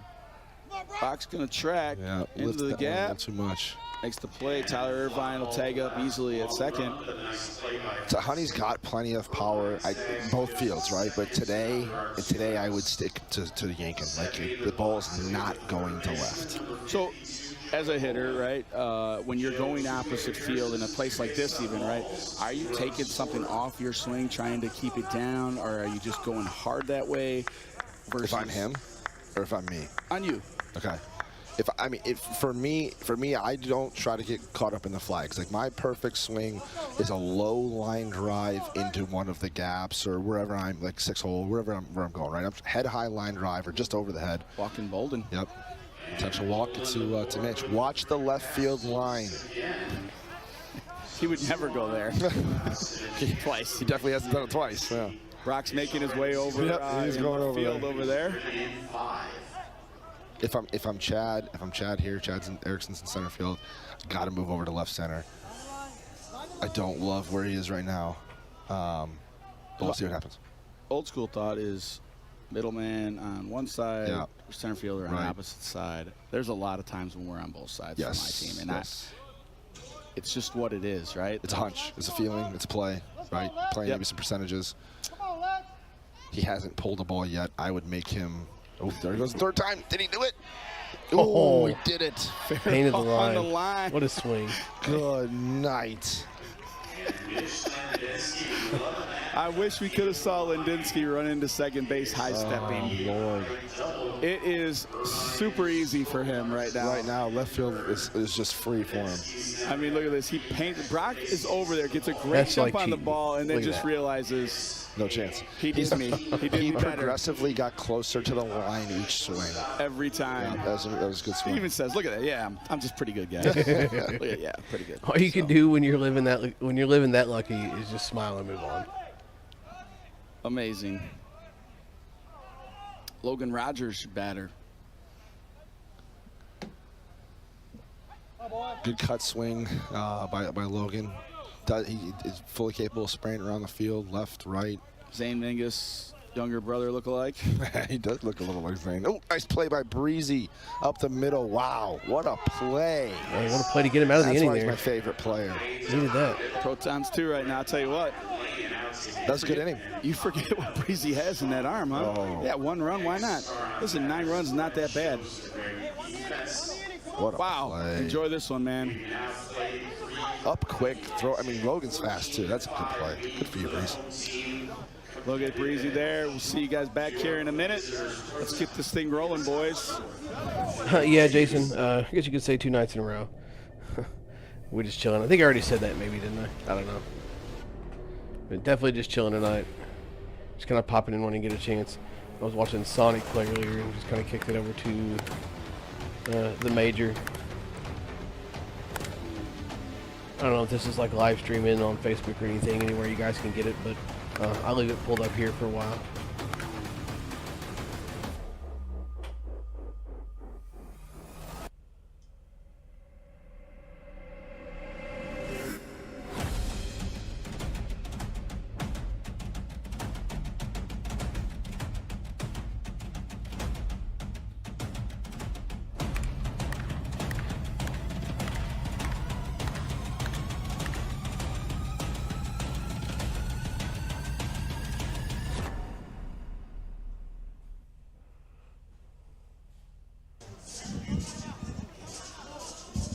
There they are.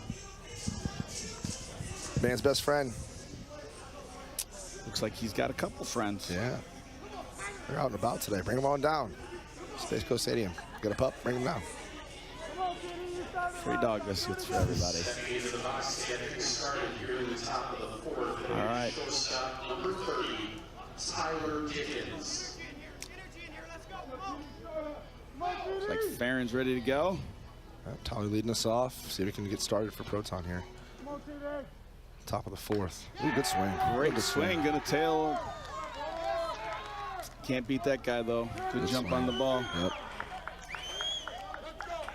It's a good start. What a head of hair, huh? All right, Tom, I'm going to put you on the spot. Let's do it. Come back next year. Into the box, third base, number 1, Brian. Oh, I got him speechless, folks. Doesn't happen very often. Man. As a coach, not saying who with, just Yeah, as a coach. Come back as a coach. That's a loaded question. I've been very, very fortunate to be able to do what I've done and meet great people. Great swing. Very good swing there. See, and that's kind of what I'm saying earlier. To do what I've done, I I've traveled all over the mentioned country. briefly I've in met the conversation great people watching like the Sea yourselves. Games. When I get is to know somebody these and guys like them, I take a vested interest in are paid to their do this, lives you know? outside of softball. They're compensated to do this. So And to watch them base hit the ball I do around is that something with that should be everybody that's ever something that's helped. pretty And a so for common instance, theme. like Bill Wax, Rob Mahaffey, Donnie Mumford, great sponsor for a long time. Yep. And then Rick Schiffauer from Smash It Sports. Rick, you know, obviously we all know Rick's, you know, what he's going through now. And for him, I can't imagine, but I just know that he relies so heavily on the softball community's abilities to lift him and his family up that the power of PMA, positive mental attitude, can make him to the next level, right? And he can, his ultimate fight is to win, right? And so, again, I've been so fortunate to be involved in all these people's lives. I'm not sure what my next chapter is. I'm not sure. We haven't really sat down and got down to that point, but I would like to come back, yes, if that matters. Like, and we're not one way or the other, so I'm not saying that, but I just wanted to make sure that I said Mr. Matusik has been a great help from us. Eric Weller from EWS was awesome. Probably one of my favorite people to talk to. So there's so many moving parts with us. It's not just one person. And listen, I'm gonna tell you something that might blow your mind. We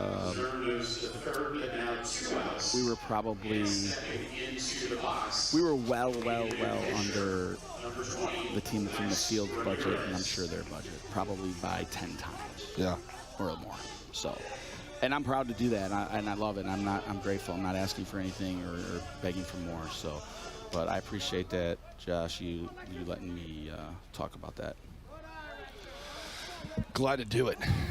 So we got 2 outs, man on first and second. Driven ball. Lexi Lindinsky tracks it. It's getting to be that time. We're in the Competitive edge is starting to smell that, right? 8 runs. 12 runs might be a little tough here, but you know, you just never know. You add a couple more, and then the pressure goes on. So is this the point where Proton starts thinking, hey, we're here, we're happy? I hope not. I hope not, too. I hope not. Well, let's find out in the top of the 5th when we get back here. Yep.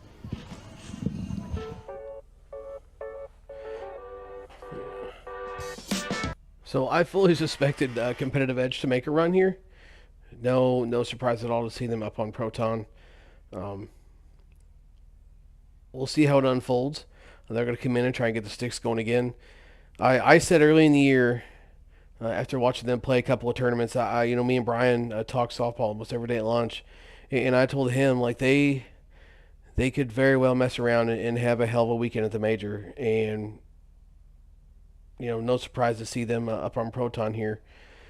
Gonna look to go on a little bit of a run here, right?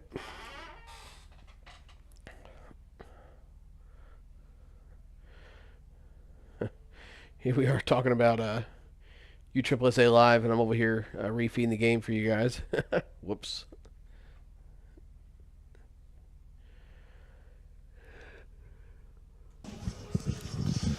All right, we're back. Bottom of the 4th, heading our way. We got a 14-6 game in favor of Competitive Edge over Proton at the moment. I think we have maybe Roxby coming up. Yep, Roxby coming up. It's been he's been feeling it. No dog picture on the way in, so they must have to play in the Ran out of the dogs. Did that, or they left? They must have last call was called, and the dog said, "We're out of here." They must have early games in the morning.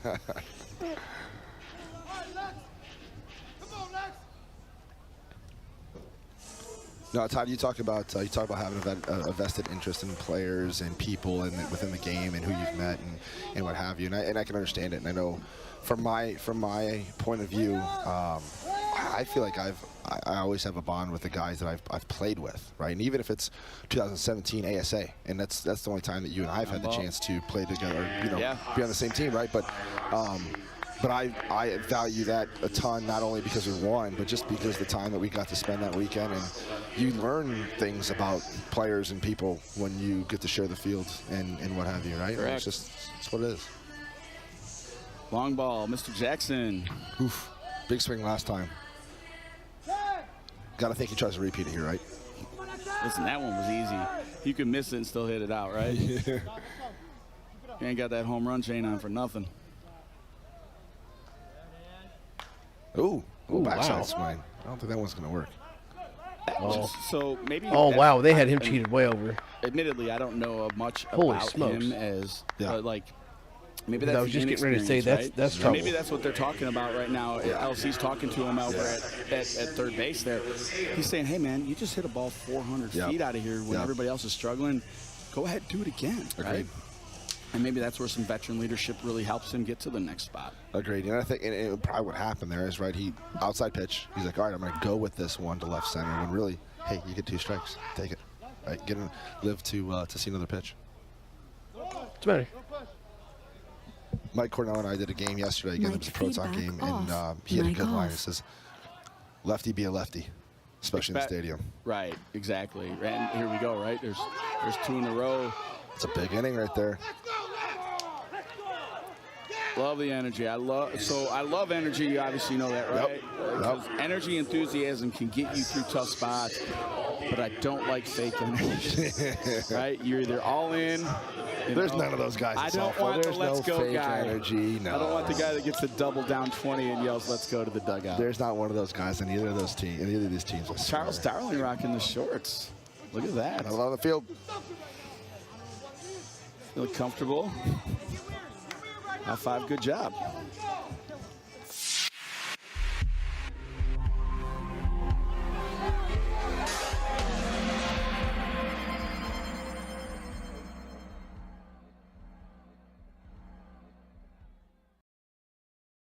Viper Premium Batting Gloves featuring Lycra Cool backing for breathability, Viper Skin Leather Palm for ultimate feel and grip, triple stitched seams for unmatched durability. Get your Viper batting gloves only at smashitsports.com.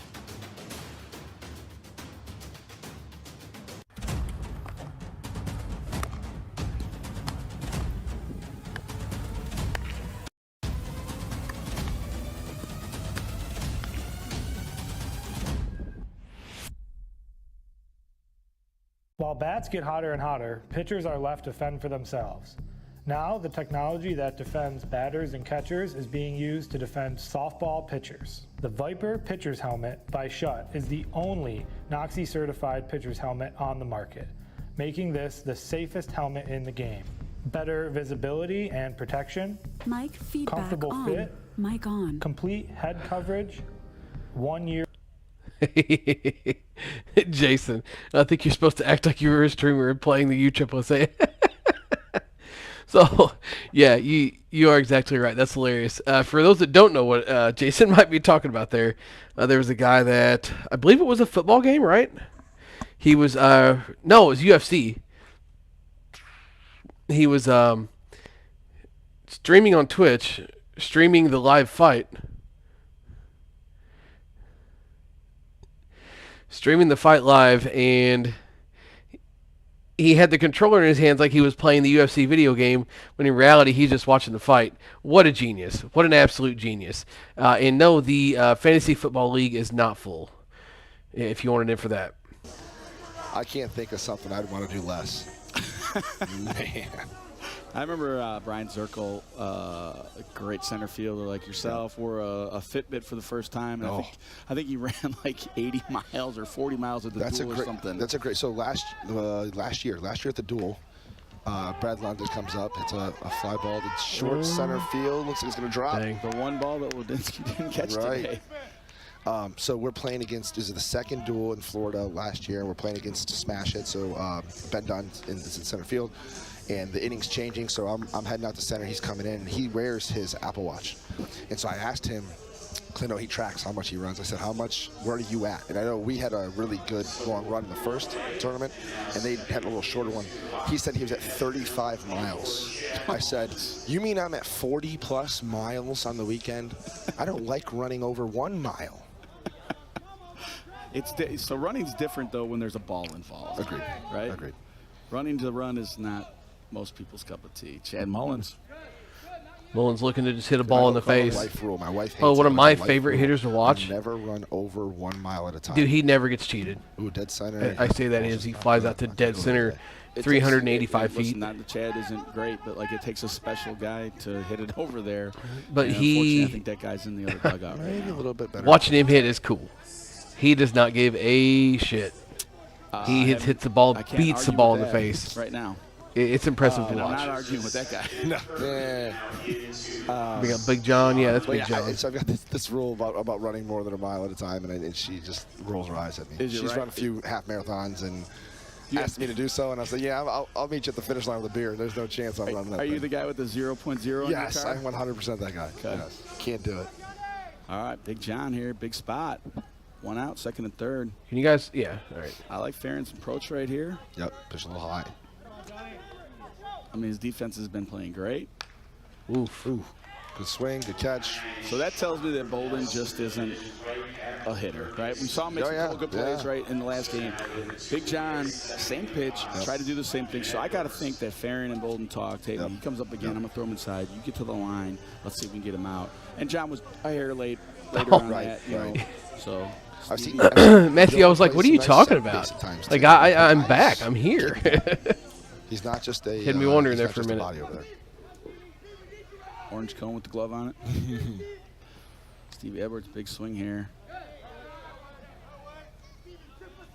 It's a big spot here. I know it sounds crazy, Second but and third, 2 outs. It is a big spot. You're right. Those 2 runs can matter. Breezy on deck if he gets a shot. 2-0 count. Strike call. I got to give it to Farron, man. He didn't pitch a lot all week, right? And coming into this, LC pulls his hamstring, and he comes in, and they have not missed a beat. Oh. Stevie misses it a little bit on the foul line. That's going to be foul. So tough break for Proton. Tough way to end it. Competitive edge. They just can't get that momentum to swing back their way. Yeah, I feel like they're almost getting bullied here. I got to mute it for me too. So Jason says, just got my new glove, custom made 2000. What's the method of breaking in a new glove? Open to the chat.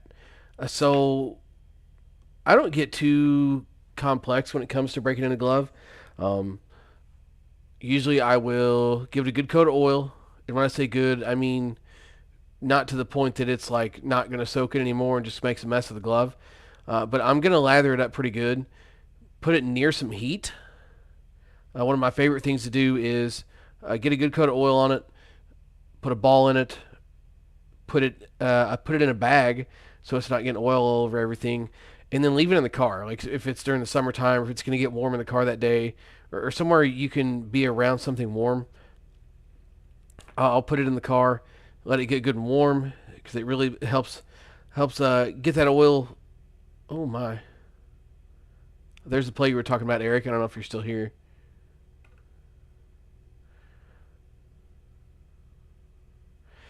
So it really helps you get that oil soaked into the glove, and then while it's still warm, I will make an attempt to play some catch with it. Obviously, the harder somebody can throw, the better. And really focus on hitting balls in the pocket. I'm not like a big glove snob, glove guy. Wow, what a catch. I'm not a glove connoisseur, you might say. Is that right? So I may not do things to the book or how they want it done, but that's what works for me. Had really good success doing that with gloves over the years. Yes, give me the name. The guy you guys just picked up, right? Yeah. Young kid. Had to come up in the inning prior. He had a nice hit, too. Nice hit, too, yeah. Proud of him. Proud of all my guys. It was an amazing catch. For those that you have not seen it, well-struck ball into right center field, and he took off like he stole something and laid out for a real nice play. Oh, Jason, don't get rid of the bat, Jason. Jason We don't have that. drive to Bud, third base. Pierre's not necessarily on a budget, but they would like to keep your bat. Yeah. Ooh, here comes Parkman. Big 2-8. Jack Parkman coming up to the plate. He does the shimmy that drives all the women in Cleveland crazy. How that mustache does, that's for sure. Look at that thing. That's a full. So Tyler Irvine's got to be. Right, is he a state trooper or no? Gonna be looking to get something going here, right? You got a scratch. I don't think either. But you would think by the facial hair that he is. Pretty sure he's a competitive edge employee. Lifetime after the 4 home runs after. Right. Mark Patterson said, "You don't have to work ever again. You're good." Oh. Okay. Wow. Proton getting them out twice this game. I'm going to have to pick their brains. That's pretty amazing. That's a good job. John Nelson a little fired up trying to get the troops going here. You don't see that too often, too, out of John. John's a pretty calm, even kill guy. Yeah. If they're going to do something, they better do it now. That's 2 eggs in a row for competitive edge. Top of the 6th we go. Proton trails 14-6.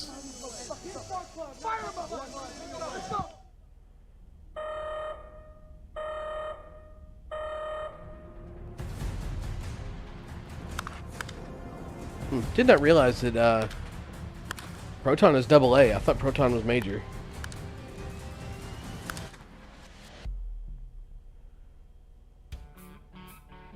And obviously, competitive edge is AA.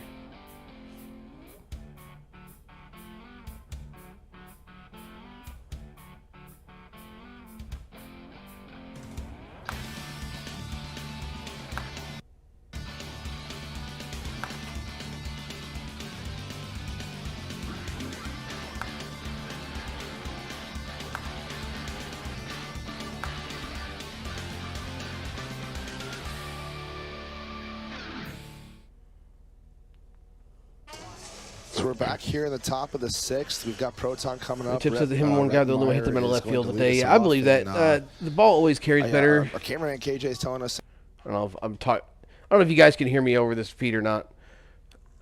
The ball always carries better here out to right field, but to hear that guys aren't hitting home runs to left field in the nighttime is kind of crazy to hear. This ball has not been the traditional stadium one we've used in the past, or at least it hasn't felt like it. So I'm not sure what's going on. Unless you're Tyler Irvine. Unless you're Tyler Irvine. Breezy with the ball down the right field line. Looks like he's going to trail foul. Good approach, though. I like that. I like that swing out of him. I'm thinking here he's going to try to go over Farron in that hole through the middle / right center. Breezy hits the middle pretty hard. He does. Puts good swing on it. Farron throws a little higher like Breezy likes. Breezy's an ASA player. Oh. A little bit late. Yep. Always good hustle out of Breezy. Yep. Handled well. Just missed it a little bit. Yep. Just a little bit. Game inches.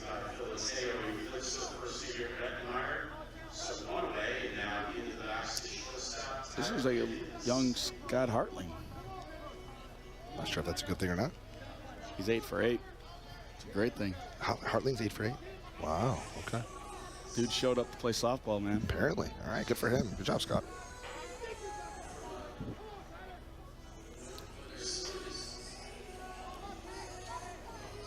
A young Scott Hartling. That swag is unmatched. Hartling's hair game on point. Tyler up to bat here. Best hair in the See what he game. can do with 1 out. Tyler had a rip into the right center last time. Tyler Diggins. Yep. Shortstop. Put a few good swings on it today.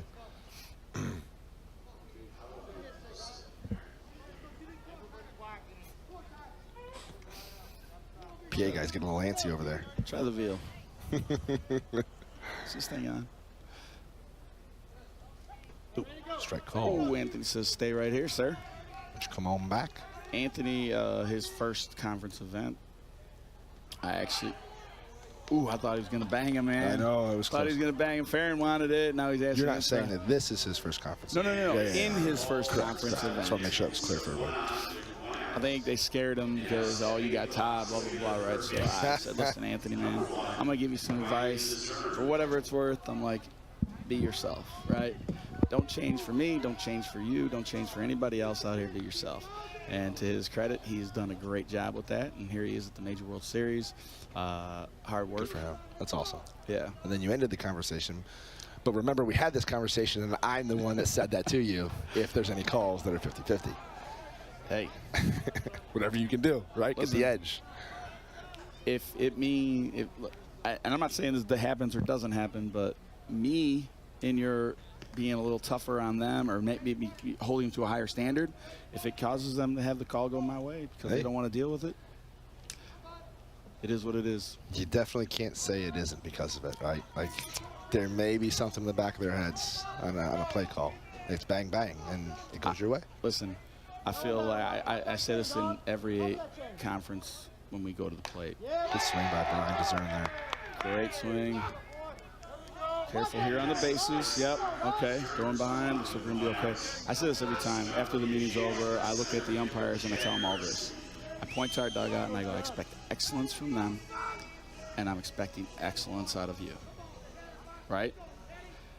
And to their credit, they've all said thank you, right? We do too, right? All right. But I think that's because honestly, that's what we all expect. Yeah, right? yeah. I mean, especially at our level, right? Like playing in the conference, at the Major World Series, whatever it is. I mean, everyone's game's expected to be elevated, and so I don't think it's outrageous to have that expectation. Interesting here. We got a player-led timeout. Actually, I'd like to say that both teams' timeouts have been player-led so far. I just usually get a shoe tie. Sending the sign to Kesky in the middle. Hey, Kesky, we got a nose, elbow, nose, hand. And we need a shoe tie. Gotcha, boss.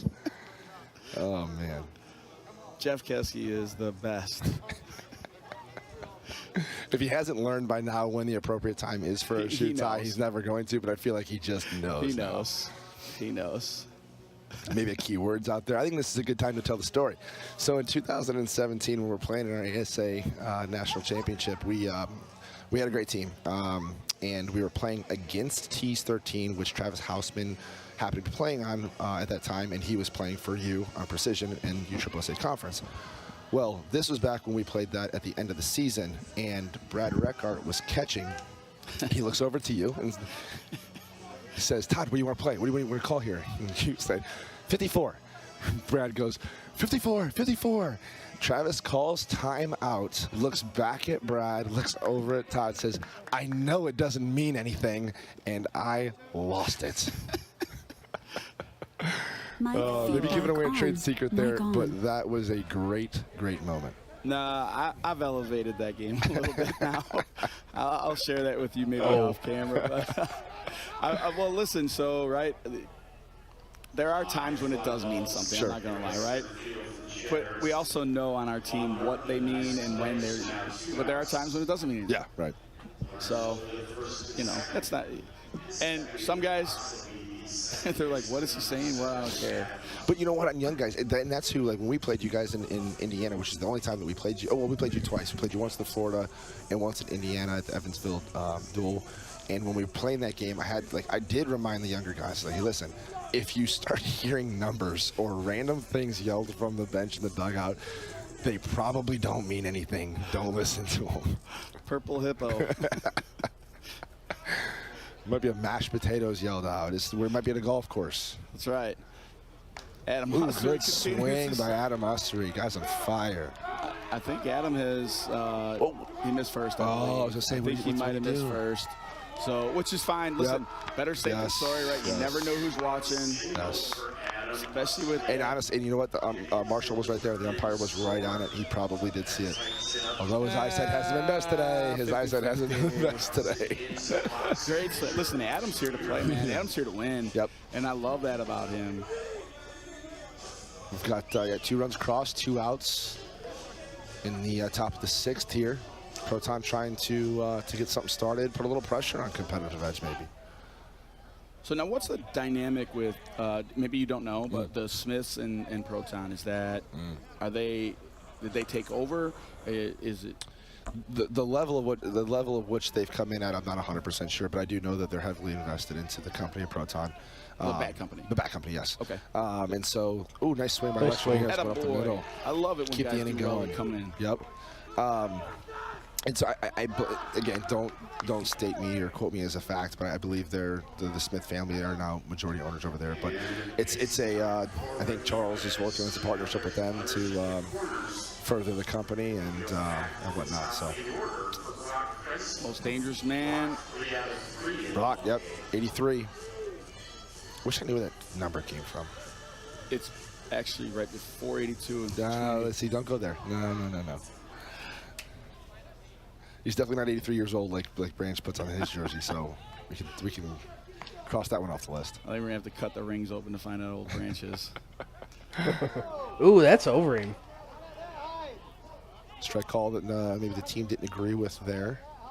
I think Farron's okay with it. Yeah, I think Farron cut his head off. I think Farron's pitched great. Great game. He's done a very good job. Great.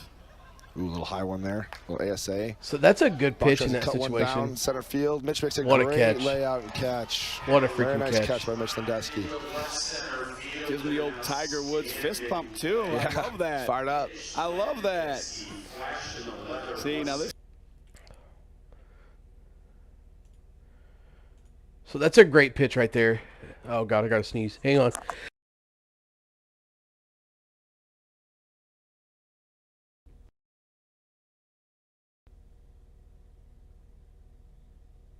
Okay, we're back on.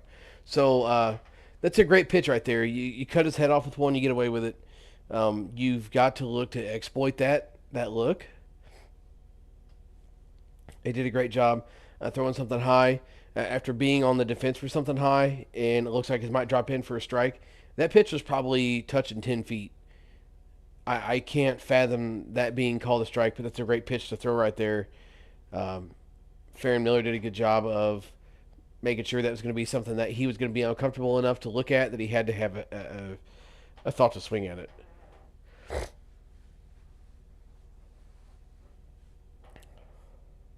Got 4 people here. Who is here?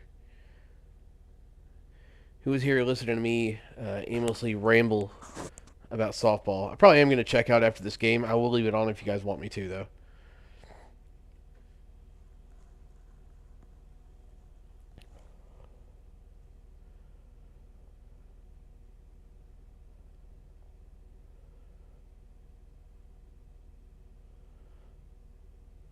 Another pup in the park. Did bring your dog to the ballpark day, or what's up? Josh Fife. Great ball player. Precision killer. Yeah, he's a hell of a competitor. I don't know if I'm going to say that on there. Heck of a competitor, sorry. He is. We talked about that a little bit earlier, like the competitive nature in us and in players and what have you. And as Ryan Honeycutt steps up, takes pitch one as a ball. I have a 5-year-old. I have a 5-year-old and a 2.5-year-old at home, and my 5-year-old has recently become really competitive. And in areas that, like, if he's having a race to put his pajamas on faster than his younger brother, right, which he should probably win every time because he's 5 and my younger one's 2.5. But like, if he doesn't win, he goes ballistic. And I'm like, dude, listen, love the competitiveness. We got to tone that one down a little bit on the losing thing, right? You don't have to like losing, all right? But we can't be acting like that. Yeah, I understand. Good Softball job. players don't do that, right? Softball players don't act like that when they lose or things don't go their way. No, There's nobody that does that. I've never seen a bat break over anybody's leg. Never seen a trash can get torn up. Well, I have solutions He's for a my liar. son. He's 14, and I never let him win until he beats me. Yeah. Like my wife, let him win. I'm like, no. Nope. And then he beat me, and then he lets me know about it now. Yeah. So, which is good. What's he beating you in? Driveway basketball. You know, a little around the world or something like that. Nothing too great. Boom with a smash. Caught by Breezy, nice Breezy. play. Right position. That one stung the hand a little bit. Yep, took the glove off. Yeah. Shake it out. Point out here. Yeah, some blood flow back in his hand. Yeah. Nice play by Breezy. Good swing by That's a Joe Boland. rocket. Yep.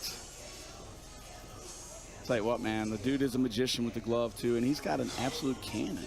He does. Right? Listen, he's got a knack for being in the right spot, which is huge for a middleman. He makes the routine ones 99% of the time, right? Makes some great plays. Actually, looks like we're going to ride this game out. This will be the last one of the night. So he's a phenomenal human being, good ball player. Ooh, he goes. Mitch Lindesky going pull side here. I love that swing. Little shallow Great right. job. Yep. So Breezy, I got to know Breezy really well. There's a dome tournament up in Wisconsin, the Wisconsin Delta, the Super Draft tournament. The Dells. Yeah, exactly. Yeah. And he's been up there. He's been a staple up there. He plays in a co-ed tournament up there. There's a bunch of tournaments, and they have a Super Draft where like it brings a lot of big names in, and then you play with them. It's actually pretty cool. And Breezy is one of the obviously fan favorites. So it's awesome. That is one I've heard. I need to get up to that one. I believe it's November 4th and 5th, man. I feel like they've already got the teams. I think I saw a post with all the teams. I can get you in. But oh, you know a guy. All right, cool. I'll help you out. Mr. Rogers.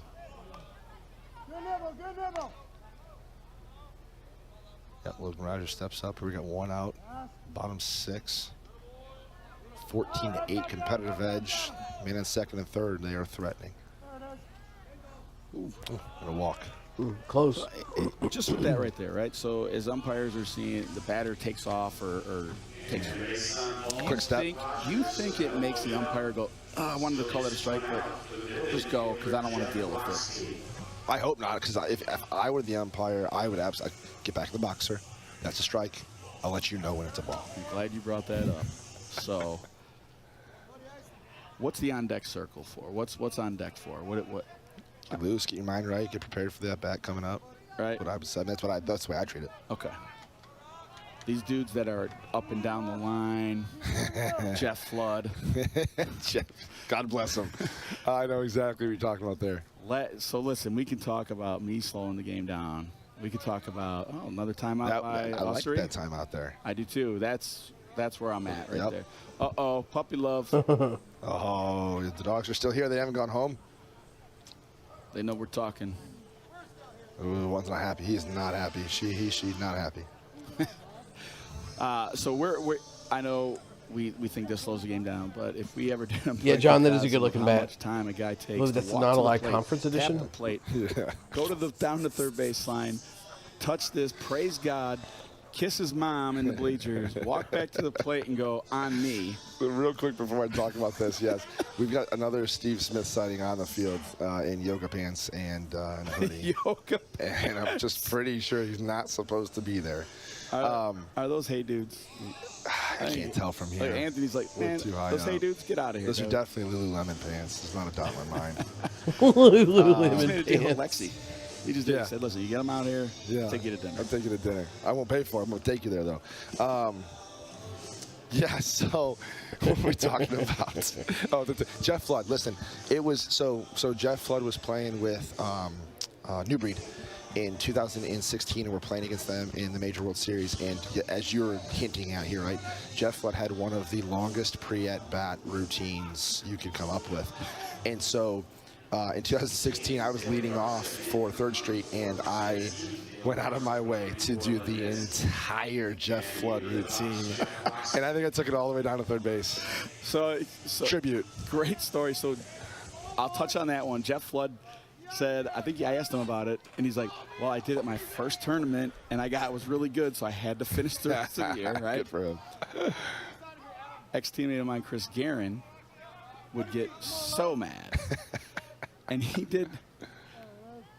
Missed it. Did it work? Did the timeout work? Absolutely. Spiked the bat and everything. Didn't like Twice. it. Bad bat. Bad bat. 4. And bucket. Get that thing out of here. Anyways, test that thing. So Stupid bat. We made the Major World Series as a B team, right? And Chris Guerin's like, I am so sick of watching these dudes. So he tried. If you remember Bryson used to do it pretty good too, right? Bryson Baker, one of the all-time greats. Guerin tried to do the Bryson, and he walked up the line. He swung the bat, and he got like halfway, and he looks over at Doug. He goes, I can't finish. I am tired. I'm winded. I can't go anymore. Chopper. Going to be close nice play. Great Got job. And wherewithal and mastery. I mean, veteran move there to not panic, know the guy was covering second, turn, throw, and get out of another inning. The competitive edge is going to let them back in this game. I think you mentioned this to They are for sure going to let them back in this game. That's the 3rd egg in a row. Have really defined this game, right? I mean, the first 2 innings were a 5 spot and an 8 spot, and competitive edge really hasn't done much since. Proton just hasn't been able to add pressure. It's that 2 runs they get, and then they can't get that next hit, right? So let's see if we can get that next hit here in the 7th. Last chance for Romance. Proton. 7.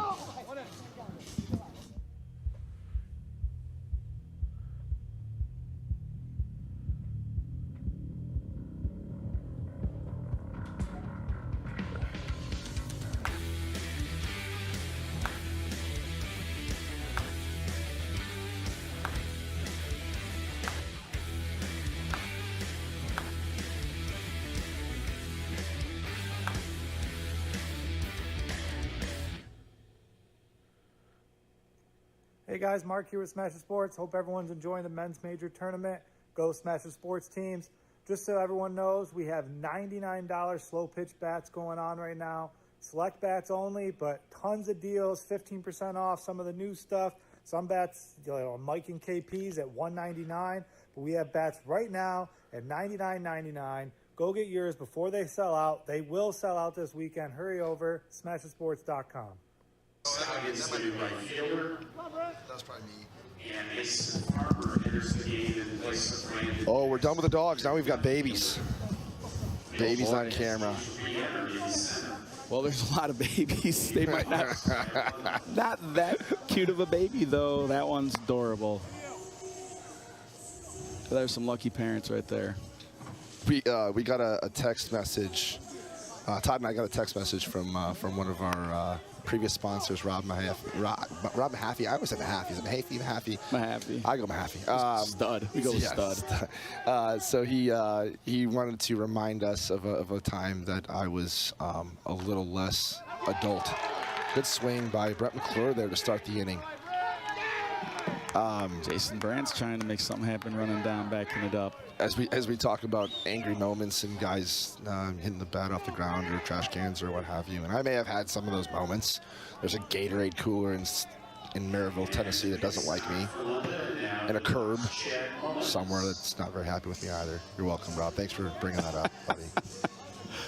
I try not to break too many things. I've gotten better. But I will say this, if you ask anyone of my players, I do go through some rants in the dugout, talk to myself. Ooh, tough pitch there. Anthony maybe got that 7th inning strike zone going. Oh, boy. Chad Mullins. Oh, I like this. Oh, wait, is there a strike on him? No, he called it a ball. Oh, okay, all right. I like the approach there. Chad, I need him to go low and hard through somewhere here. Yeah, I was just getting ready to say the same thing that he just said. He's looking for right. him to go Chad low and hard. In right center. Mullins is he's parked right. Probably going to shoot this one through the boxer into a gap. It's going to go fast. He's not looking to hit a ball out here. He's looking to get on base. A hole low and hard through somewhere here. That's not up the middle, preferably, just because. Jason Brandt's looking at a knob, changing out to Chad forced it. Foul ball. It's going to be out number 1. That's a tough one. I don't think I've ever seen him take a swing like that. Ever. That's a tough one. Up next, John Nelson. We got 1 out, top of the 7th, man on first base. Got to get something going here. Just last shot. Yeah, this might be one of those games that the guys on Proton look back at and go, man, we really had a shot, right? Like, maybe not gave it away, but like I feel like you had a shot. Yes. It certainly wasn't a game that was out of reach. It wasn't a game that, or isn't a game that you couldn't have won, right? John Nelson. Tries to go big swing there. A tough play, maybe. It is a tough. Left fielder's coming in on it. Nice catch. Mason Farmer coming in. I think it is Mason Farmer on left. Yep. Having a conversation with Logan about it. I think Logan might be saying called a little earlier. He says, good catch though. Look it back out there. Stevie Edwards down to their last out, and on first, trailing by 6 here. Into the box. I don't know if you're anybody on Proton. I don't know if I want anybody else up to the plate here. Yeah, this is who I'd want up to keep the inning going. Maybe Adam Musry as well.